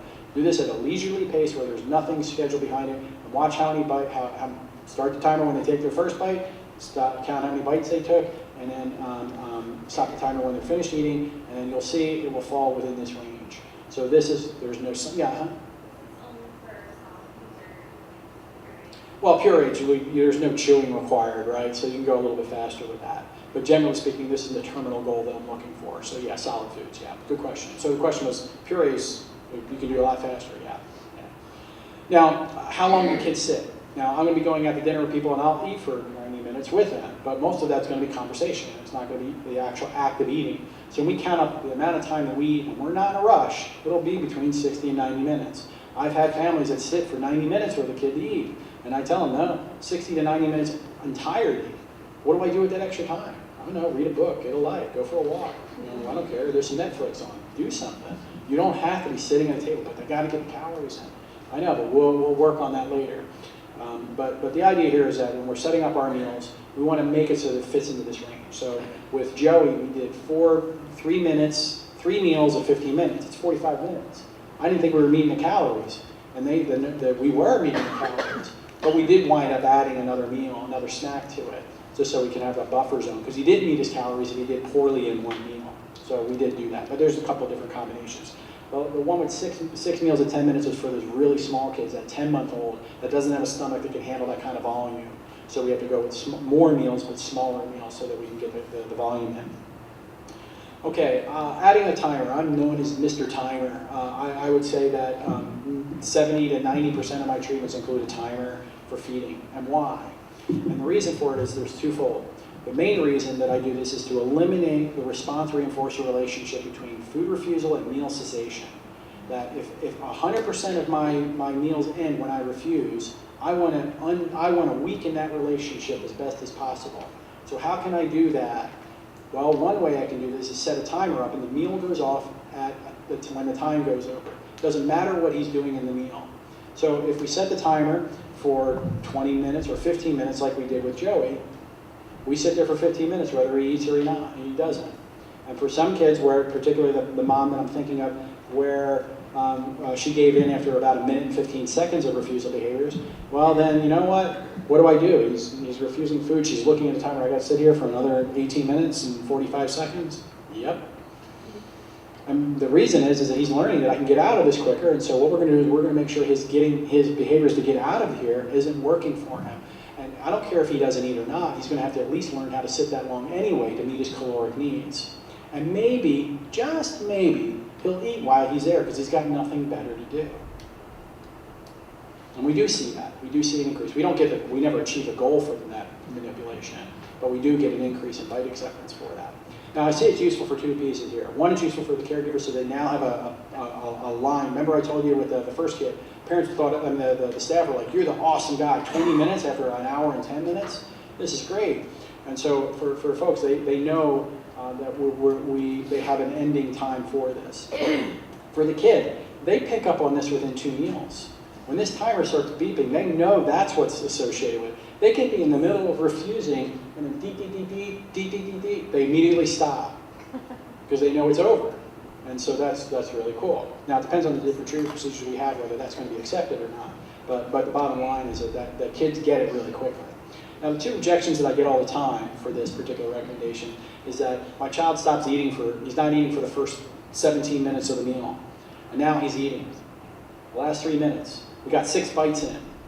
Timer goes off. We're done. What do you mean we're done? He's eating. Yeah, we're done. But he's still hungry. Yeah, I know. He missed it. Too bad. So sad. He'll come back the next meal that much hungrier. But, okay, so then what would you do? I would keep going. Well, why would you keep going? When would you stop? When he starts to refuse. So we're keeping that relationship intact. So we're giving a clear-cut signal for why we're going to end the meal. So the meal ends when the timer goes off, and he'll be that much hungrier the next meal, so that when the timer starts, it's time to eat. Now, again, I'm not saying that's going to happen on day 1. God, well, it will happen on day 1. It's not going to happen on meal 1, or meal 2, or maybe even meal 3, but the kid gets it pretty quickly. Now, I have another component in there to handle the hungry child. My poor kid, he's, Buttercup over here, is going to thin out. We're already talking about a feeding tube, so believe me, we're not in any worse shape. Now, the other one is that the parent will say the kid won't sit that long. And the answer is, yes, they will. They just haven't been shaped to do so. And they're going to have to sit that long if they're going to meet their caloric needs anyway. So we need to be able to do that. Okay, no liquids before meals or after meals. And the reason is we don't want the kid coming into the situation hungry. We don't want them, we want them to come into the situation hungry. We don't want them to come into the situation full. So they just drank down 8 ounces of milk before they came to the table. They're not likely to take the volume in. And so we want to prevent that. Now, after meals, I don't want them to fill up after they've refused. But I don't want them to wilt either. So at 30 minutes after the meal, let them have as much to drink as they want. Just cut them off before the next meal so that they come to the meal sufficiently hungry. So they can get some calories in, or at least you can feel better about them getting some in. Okay, one of the other things you can do is make the meal more fun. One of the best recommendations I have for families is that it's such a tense thing. There's weird guys in my house that I don't know, sweat's beating down their heads because I'm being judged. And no, let's just have fun with this. Simply making the meal more fun, it changes the whole dynamic of the scenario. So be silly, be fun. If you've never seen me work with a kid, you wouldn't think that this therapy, as people would classify, it's a lot of fun. Another one of my favorite recommendations, which I say, is that always tell the kid that the bite is coming. I've seen so many families out there that try to trick their kid into eating food. Look over there, boom, here goes the spoon into the mouth. There's a 10-month-old kid that I was working with that held her hand up here to block the food items. And so grandma would go play with foods, play with toys and give her, and she'd play with the toys, and she'd look suspiciously at grandma. And then as soon as grandma saw her interacting with the toy, she reached over for the baby food or the food that and immediately she'd drop her hand, the toy, and the hands would go up and block it. This girl was 10 months old and figured that out. So the idea is that you never, ever, ever want to trick kids out, because once you're outside that Fokker circle of trust, it's really hard to get back in. And so you don't want to do that. You can get a couple of bites in, but you're not going to win the war that way. Okay, increasing the tastiness of the foods. I always say I'm going to do this, but I don't. I want to put a Flavor Flav on here, because you get flavor conditioning with that. So if you make the food tastier, I remember I talked about my mom's food, we drowned it with ketchup. We drowned all of our cooking with ketchup, salt, anything to mask the taste of mom's cooking. And it's really bad. So same things here. We can put syrups and butters on this. We can put things that make it a little tastier to dress. Also boosting the calories. I go into these families' homes and they're putting the kid on low-fat yogurt, and that's the last thing this kid needs. They need full-fat everything. We need the low-fat stuff. They need the other stuff. Okay, altering the bite presentation. So we can move the textures down, as I talked about earlier. There's also some research out there on simultaneous presentation, where you take the broccoli, put a speck of it on the Dorito, which they like, and then you increase the amount of broccoli and decrease the amount of the Dorito. Some parents like that, some parents don't. I've had some mixed success with it too, but it's a non-invasive procedure. Non-contingent reinforcement is an underutilized treatment that's out there. I have a nice little video to show you of this particular one. So I want you to look at this with a nice little reversal design in it. But it's more than just making the meals more fun. So when you see in this video, the dad in this is doing some things wrong, but he's doing some really good things in here as well. Okay, ready? Okay, Benjamin, time for lunch. Benjamin. Benjamin. Time for lunch.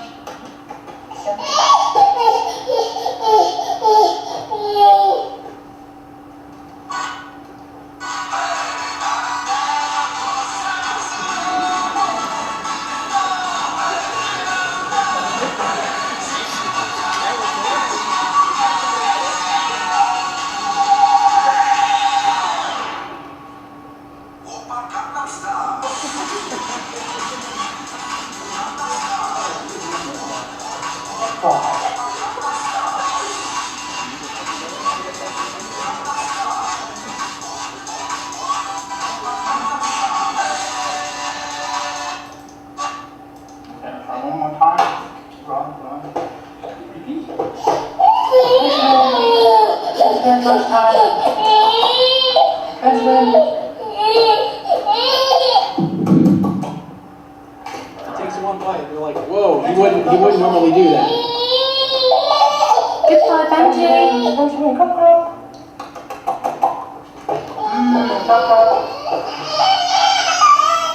Watch this. This is all. Last bite. He's got his mouth open already. The last bite's even funnier.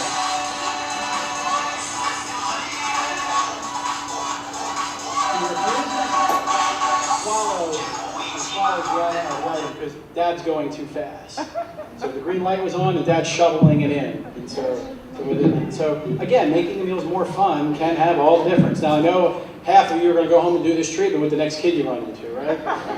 Now in this particular case, it was not Gangnam Style that got him going for that resistant reinforcement for him, but it could have been Bob the Builder. It could have been that cut holder thing that we did earlier. Okay, moderately intrusive procedures. This is the last of the procedures I wanted to share with you guys, is the straight up Pink Floyd treatment. How can you have your pudding if you don't eat your meat, right? And so it's an if-then statement. If you do this, then you get that. And we talked about those in the case studies that I talked about. You can get Bob the Builder after you took a bite of the target food item. So there's different versions of that. In that particular case, we did contingent access to preferred activities as the DRA in that. But you can also do contingent access to preferred food items. If you want your goldfish, because they're so delicious, then you can take a bite of your broccoli to get a bite of that. And that can work just as well. And the same thing with attention. You know, Dad comes home, he's been away all day. We can use Dad as the reinforcer for bite acceptance. Dad goes, sits in the living room, takes a bite, yay, you're the best kid ever, or Mom, or whoever it happens to be. So you can use attention in that way as well. I'm going to skip through the generalization piece, but except for the left-hand side of it. That's all the stuff that I talked about earlier.